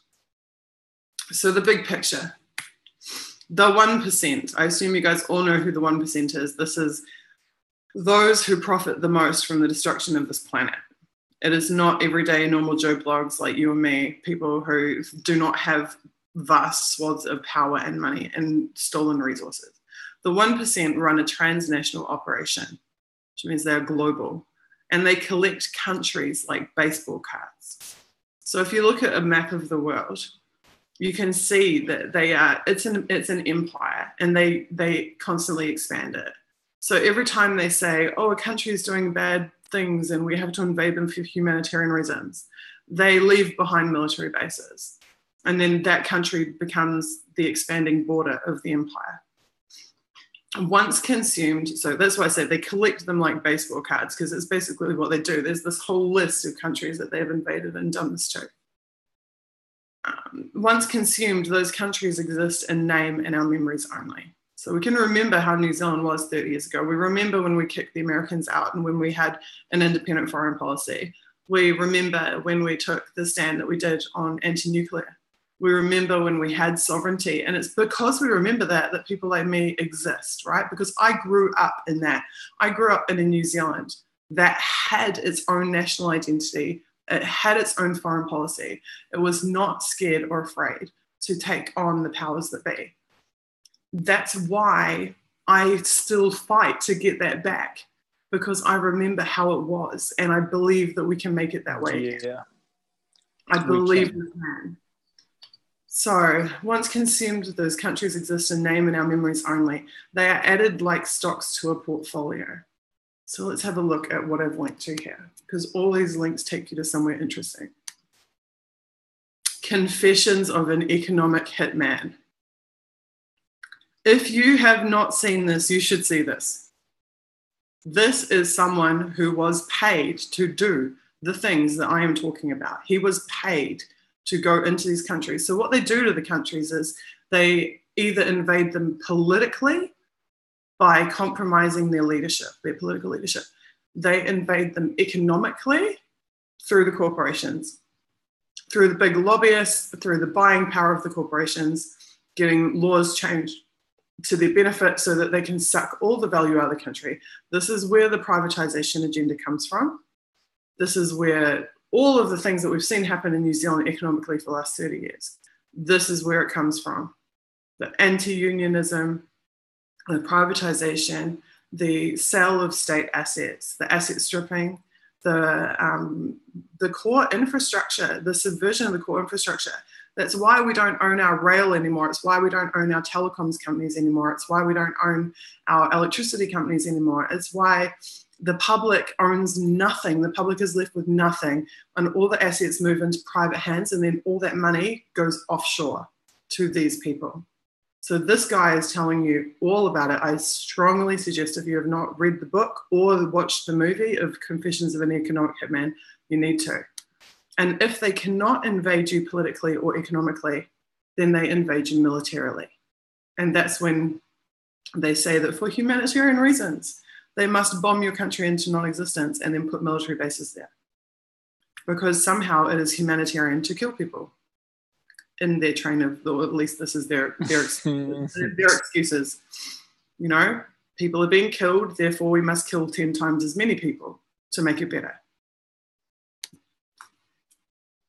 They added like stocks to a portfolio run by the real bond traders, which are a conglomerate of intelligence agencies. And I say conglomerate because they have coalesced into a single entity. They operate outside of the bounds of their individual nationality. If our government, what I'm trying to say is that the lines between our government and the governments of the rest of the Five Eyes have been blurred. So we have this election, right? We have this campaign. It's like the reality TV show. It's like the face on democracy to make people believe that they still have some choice or some say or some impact. But the powers that are actually running the show are not even in New Zealand. The people who are running what is happening to our country are not even in New Zealand. They are not New Zealanders, and they're not in New Zealand. So which makes it even more ironic that they attacked me for being in Russia, because they're not in New Zealand either. It's not an accident that John Key hangs out in Hawaii and was a New York Federal Reserve banker. Like that's not incidental. He was not hanging out in New Zealand. He was with the 1%. The countries are asset stripped, right? So these countries that they collect like baseball cards, they are asset stripped. They are resource depleted. They go after all the resources, the mining, you know, the minerals, the oil, the all of the resources that they can get their hand. Even now, the fresh water. We're now in the water wars. It's literally the fresh water of the countries that they're after. Legislatively homogenized. What that means is that bills like the GCSB bill, they shoved that through in New Zealand despite massive dissent, massive public dissent. But then they basically replicated that legislation across the rest of the Five Eyes. So you have the Aussie Data Retention Act, you have the UK IP bill, you have the Canadian changes. CSEC changes. You have the USA Freedom Act. All of these pieces of legislation are almost identical in principle and in practice. And the reason for that is because we are not sovereign nations. So the same law gets passed across all of the countries. It's the same agenda that is being served across all of them. So more and more and more the legislation that the countries enact are identical to each other. Now I've got a cough, so just hang on one sec.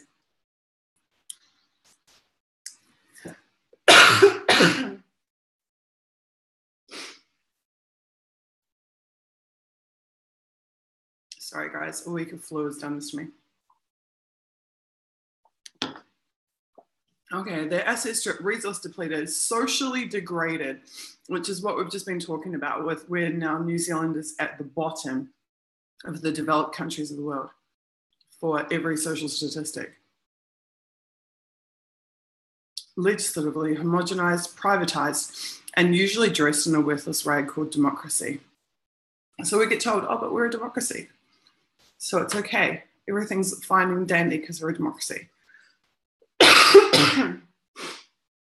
Although, in the most lucrative examples, far less savory, authoritarian regimes are either instituted or welcomed into the empire's club. Think Saudi Arabia. Saudi Arabia is the classic example of a lucrative business relationship. They're selling them billions of dollars in arms. They act like they're best friends. You know, think Saudi sheep deal in New Zealand too. We're up, up to our necks in that as well.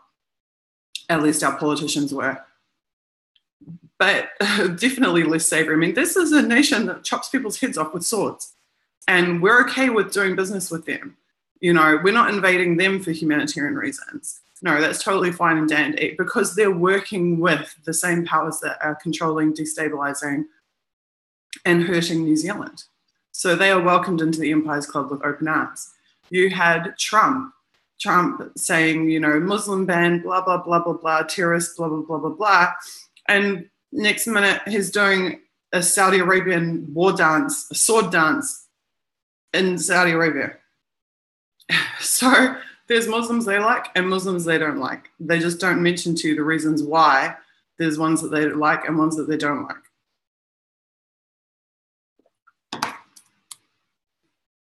The only countries that are not welcome are those that want to retain their sovereignty, their resources, their societies, and their heritage. They then become targets viewed as ripe for hostile takeover. So whenever you get a democratically elected government, and there is dozens of examples of this around the world, that increase the standard of living, that increase the public asset portfolio, that don't cave into the oil companies or the weapons companies or the corporations. All of a sudden, the entire Western media says that country is bad, bad, bad, and we must invade them. And this has been going on for 70 years. And no matter how many times they target activists like me or journalists like me or anyone else who tells the truth about what they're doing, it's not stopping the fact that this is happening. We're not stupid. We know it's happening. And it's not okay that it's happening at all. We don't want to live in the WALL-E robot world. If you've seen the movie WALL-E, that's like the end result of capitulation to corporations. Is that there's literally nothing left on the planet. There's no life left on the planet. There are places on this planet which are already dead. In the Gulf of Mexico and the Great Barrier Reef is next. There are places that the earth has already died. Nothing can live there. It is so poisoned and so toxic that it cannot sustain life. And they will do this to the entire earth if we do not get off our butts, stand up and do something about it, despite the risks. Tiered. Okay, now we get into the surveillance stuff and how Five Eyes actually functions. Tiered, like a twisted wedding cake in reverse. So just, imagine the traditional wedding cake, right? It has the layers. Now flip it upside down. So the biggest, widest layer is at the top, and at the bottom is like the littlest layer, which is basically New Zealand. It's like the little layer at the bottom. Five Eye holds the vast majority of all of the world's electronic data. a two-way waterfall, meaning it sucks water up and then it spills some over, except the water is data. A two-way waterfall, it vacuums up everything that it can off all of those below it. So all the countries that are underneath it in this reverse wedding cake, all that data is held up the top in the United States, whatever, Utah Data Repository Center or whatever the heck. And then it vacuums up everything, and then with or without, so they do it whether or not you cooperate with them. So either you sign their agreements and you let them tap your fiber cables like we have in New Zealand and give them all of the data of your citizens, or they will just take it anyway. They will literally go and hardwire tap the cable themselves, and they will steal the data from your citizens. So with or without your cooperation, then they will trickle a portion of that data back down over the tiers in quantities that reflect the diplomatic priority or favoured status of that country. So the Five Eyes is the top 5. So we are like rank number 5 in terms of how much data gets given back to us. So things that you'll hear the GCSB director say, Andrew Thompson, for example, oh, but we receive so much more benefit than we give.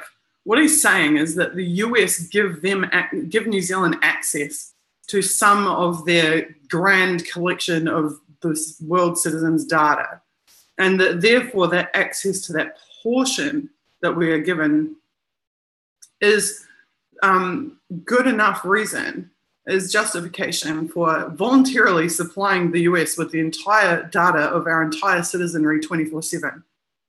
All of it. All of our instant data, all of our private data, all of our economic data, our transactions, everything about our life, all of our surveillance data, our central camera systems and surveillance systems, everything. Our police systems, security systems, everything going to the Americans. Oh, that's okay, because the Americans are giving us back some data. That's the official story.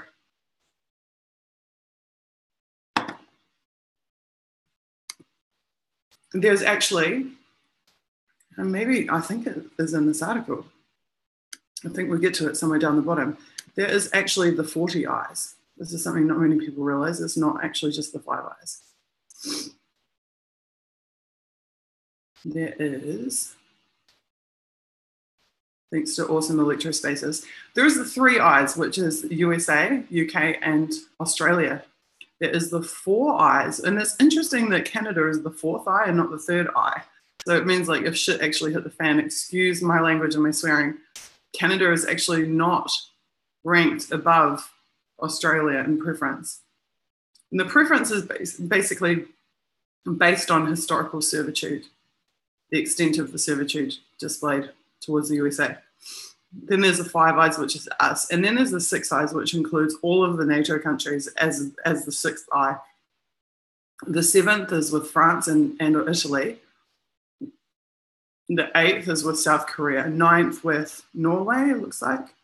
The 9 eyes is USA, UK, Canada, France, Germany, Italy, Netherlands, Norway, and it must be Spain.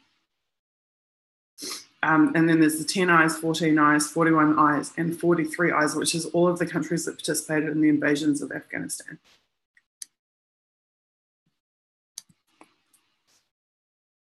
So yeah, the 5 eyes is, like I say, it's just one tier. One tier is the 5 eyes. So the harsh truth is that for countries who have been sucked into this arrangement, like New Zealand, there are effectively no governments. The entire charade of politics is precisely that. It is a pantomime. You could turn the sound off and it would make no tangible difference to the political course of the country, which, except in extremely rare circumstances, is not chartered by the citizens. So the only time that we see that our country is chartered by the citizenry is when the citizens rise up and demand something so extremely that, for example, 1981 Springbok Tour. For example, anti-nuclear. In 1987, when the government was forced to capitulate and put the anti-nuclear legislation through after years and years of New Zealanders being beaten by police on the streets of Auckland and other cities in New Zealand for demanding nuclear-free New Zealand. People were targeted, like me, many people in New Zealand were targeted by police and security agencies and by international security agencies and paid massive prices so that the anti-nuclear legislation could be passed in New Zealand, so that enough pressure could be put on the government to pass that legislation in New Zealand. That is why we are a supposedly nuclear-free country. So those who want to doubt whether this targeting even happens have their eyes completely closed to history. From the suffragettes movement, from the women who fought for the right to vote, to every major progress through the entire 20th century came at the expense of everyday people like me getting off their butts and fighting for that change to be made and to happen. We owe all of the progress we have ever made to citizens standing up and saying, no, this is not good enough. I will not accept this for my country. We are going to take a stand. And that is the fight that is going on now. That's the fight that was going on against the GCSB bill. That's the fight that was going on against the TPPA.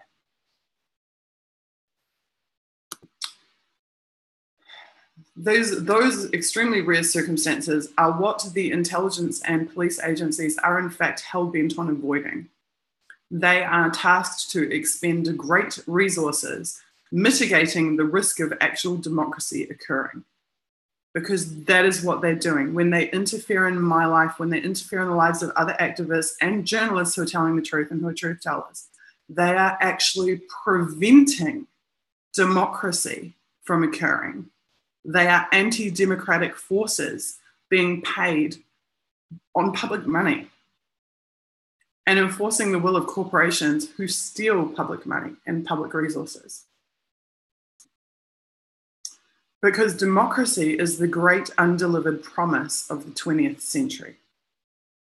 It is probably the most abused term in the history of definitely Western civilization. Democracy, democracy, democracy, democracy, democracy. But in practice, where is the democracy? It doesn't exist. It's just a term that is slung about, and it becomes increasingly meaningless the more that we are prevented from exercising democratic rights. And the idea that we have any position to be telling other people about their governments and that they should be pursuing democracy when our democracies are so fundamentally broken is just the most hypocritical thing ever. Complete hypocrisy on our parts, because we don't even institute democracy into the countries that we invade and level and destroy. How is the Iraqi democracy going right now? They've just like, seriously, how's it going? Is there a single person in the entire country of Iraq who says, oh, I'm so glad that the Americans invaded. It's such a wonderful thing that they've destroyed my entire country. Is there anyone who says that or who thinks that? No, it is a total farce. Yeah. So we're not spreading freedom. We're not spreading democracy. We're spreading misery and war and famine.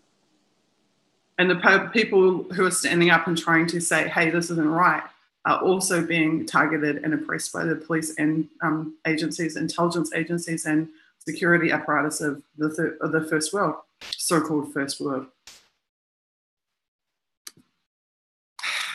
Which is why the mask of Western civilization is set askew by any exercise of democratic rights to dissent, by any mass movement of the people, be it Occupy Wall Street, Black Lives Matter, or any other. So when people congregate en masse at Occupy Wall Street and say, things have to change, our political system is broken, people are starving, you can work full time and not be able to even feed or house yourself, we can't get an education, we're coming out of our university degrees with $300,000 worth of debt that we can't pay off in our entire lifetime. We have nothing to live for. We don't own any of our own assets. Our environment is being destroyed. Something has changed. What happens? Does the government go, oh, you're right, actually we need to address those issues? No. The government goes, you filthy, dirty, hippie protesters, you shouldn't be protesting, you're complaining about nothing. Now we will unleash our police forces with their weaponry to beat your heads in the street, to mass arrest you, and have our intelligence agencies subvert your democratic protest groups and act to destroy your lives.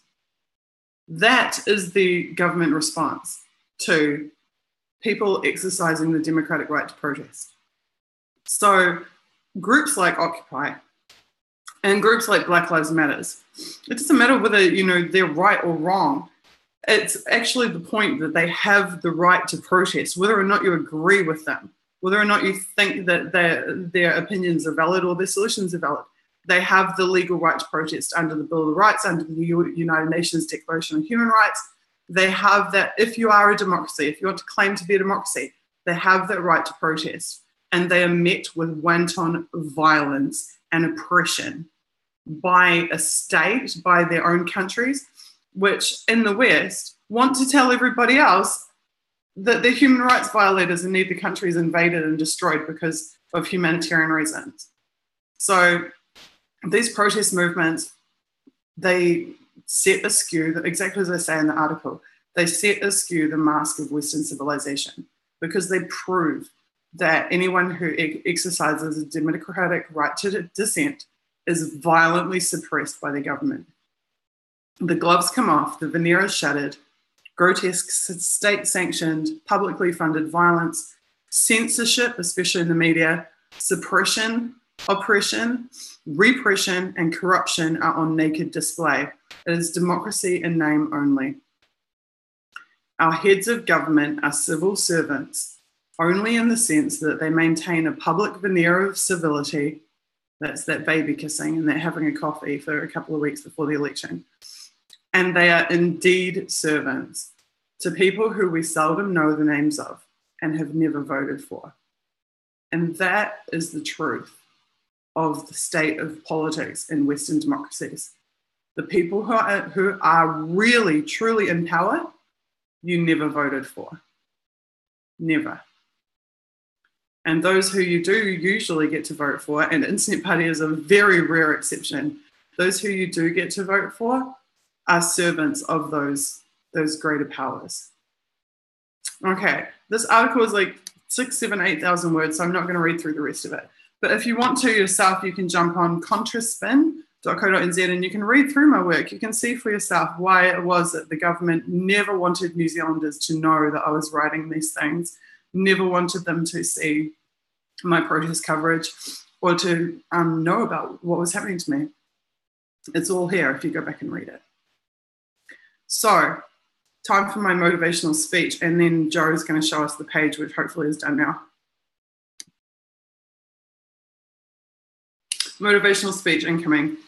Internet Party is a rare chance not just to vote for us and get us into power, not just to achieve all the social aims which we very much want to.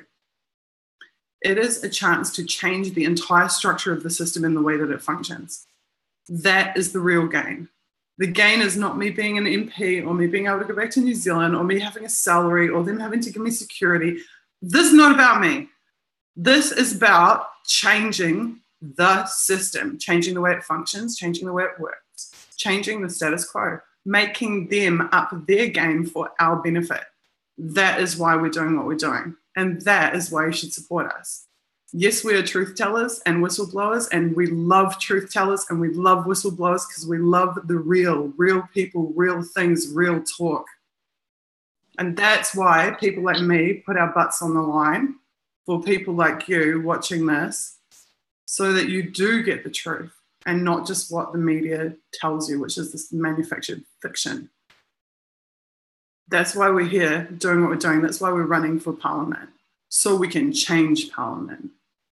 Not so we can sit in the Parliament and twiddle our thumbs and fingers. So please support us. We need your help. Funnily enough, we have no money because real people trying to do real things are prevented from accessing funding, are prevented from having access to resources, are actively interfered with and suppressed. So our power will only be the power that you, the people, give us. So if you support us in our campaign, we will have a real shot at changing the way that Parliament and politics works in New Zealand. So that's my motivational speech over. Thank you. Thank you for putting up with my sickness and my coughing. And Joe, is our page ready?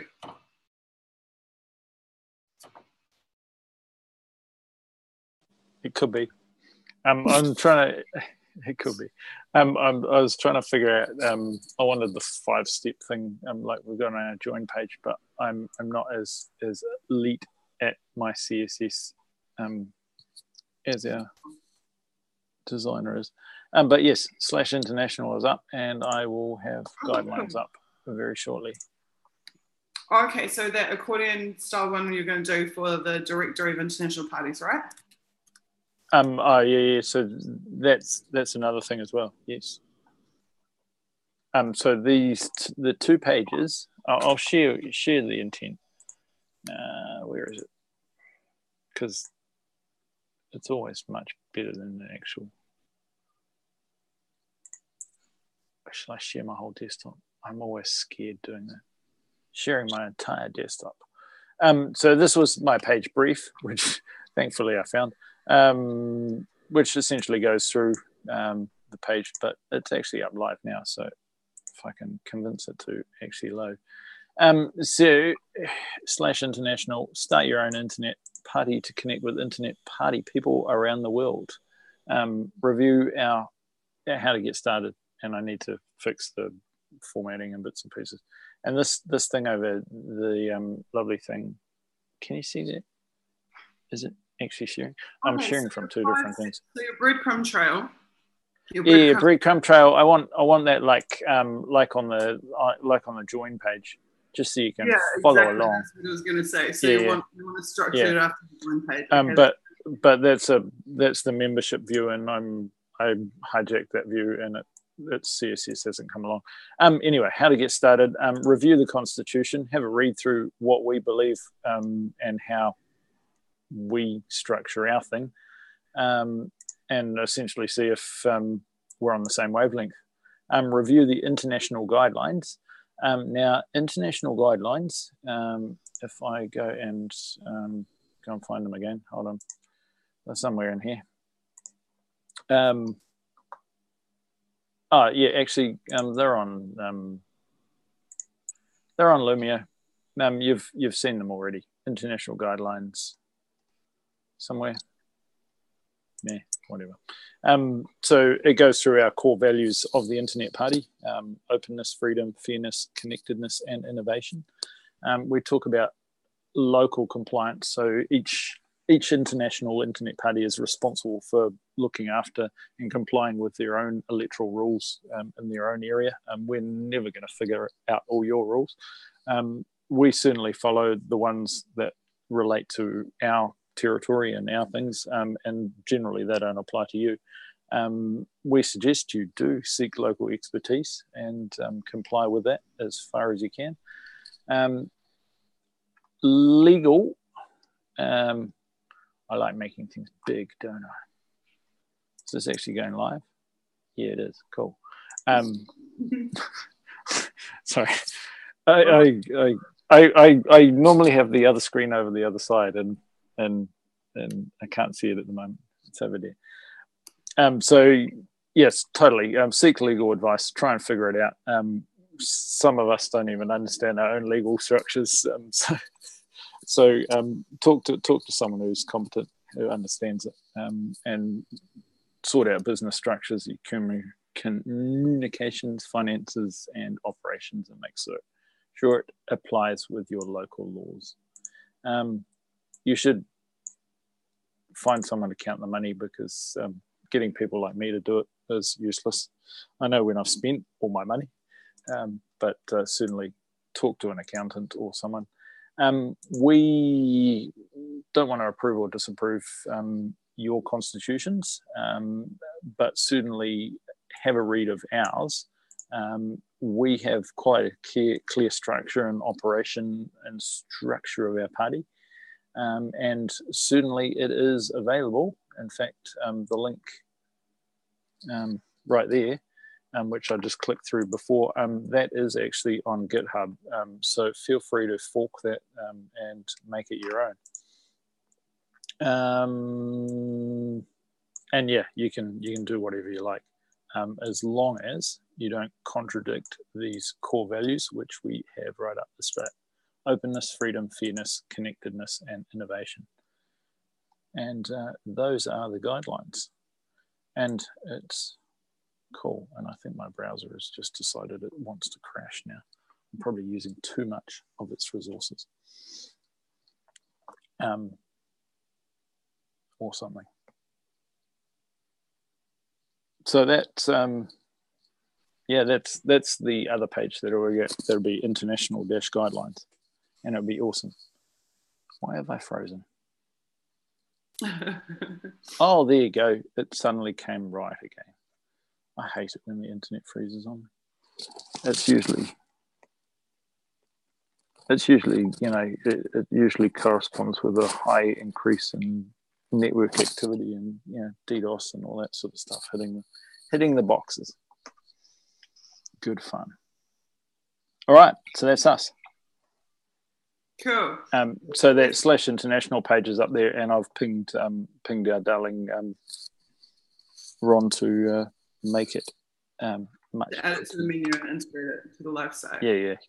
I can probably do that, but I tend to break things. Yeah. It's there.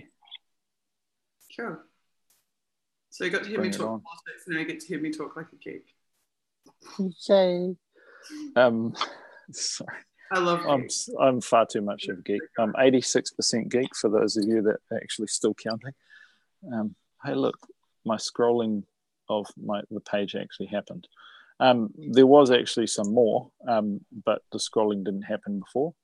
So just continuing on, communications. We have Lumio and Discord, and certainly we will share as much of those as you need. There's some fine ones already set up. You are responsible for sort of setting up your own social media. Website domains, I did make mention that we have procured the use of internet-party.co or internet-party.eu. But as you'll see in our Lumio, everyone wants their own, so they'll go and create IPEU, just like IPNZ is a great shortening of ours. So certainly we can provide a gb.internet-party.co, or if you want to get back with the EU, gb or uk.internet-party.eu. Bring it on. Anyway, so yeah, well, that's was there more branding? Certainly, we love what you're doing to remix our logo, but we like to try and keep our own logo slightly pure, and certainly try not to change our original logo, which is the one you see everywhere. Have you seen the new Internet Party Australia logo? I think it looks awesome. I think it looks awesome too. They've like added the little Wi-Fi's and all the. It's just awesome. And the outline of Australia in the corner of it, I think it looks really good. That one. It's much awesome. Internet Party of. Yeah, I likes. So cool. Yeah. Oh, as in Lumio. What's the thread on our Lumio? Is it like Internet World or something like that? Like all the people organizing parts around the world. It's fairly obvious. If you go to internet-party.lumio.org, there is a IPAU thing there you can join. I will copy and paste it into the live stream. Woohoo! Just in case you really want to join the Australian. The United States one is going hard, and the European guys are going hard as well. Oh yeah, totally. Yeah, there's been some awesome stuff, and it's just so awesome. It all started with one tweet. And we just got on board and made it happen. So it has been awesome to see this actually happen. Kim.com said 2018, but I think it's going to happen a bit sooner than that. We've got a few months left, but I think we'll see it all around the world. And indeed, I keep on going back to. I don't still have it open, do I? Oh yeah, I do. I keep on going back to our visits and seeing where you guys are coming from. It's just awesome. In the last little while. We have to wrap this up because I'm starving and I need to eat my 2-minute noodles. Yeah, and I need to sleep. So good. It's been awesome as all along for the ride. Thank you so much to all you awesome YouTubers. Should I click the random link? Oh, I love it. That is awesome. Oh, that can you see that? No, you have to screen share for me. Oh, did I stop sharing? Yes. Okay. That's what it looks like. Right. Yeah. Yeah, little robot. Oh, really cool. Awesome. Really cool. I love IPv2, but I've been slow at creating more of its awesomeness. So sadly. All right, we should wrap this up. Otherwise, we'll be here all night like we usually are. That long tail, like eventually it'll be okay if we're here all night. That's what I do want to expand to when the point where we just come and go as we please. Okay, thank you guys for listening to our spiels and for asking us questions and for caring about what we're doing. And please do donate to us because we need to crowdfund to make this campaign a success and to compete with the old paradigm parties.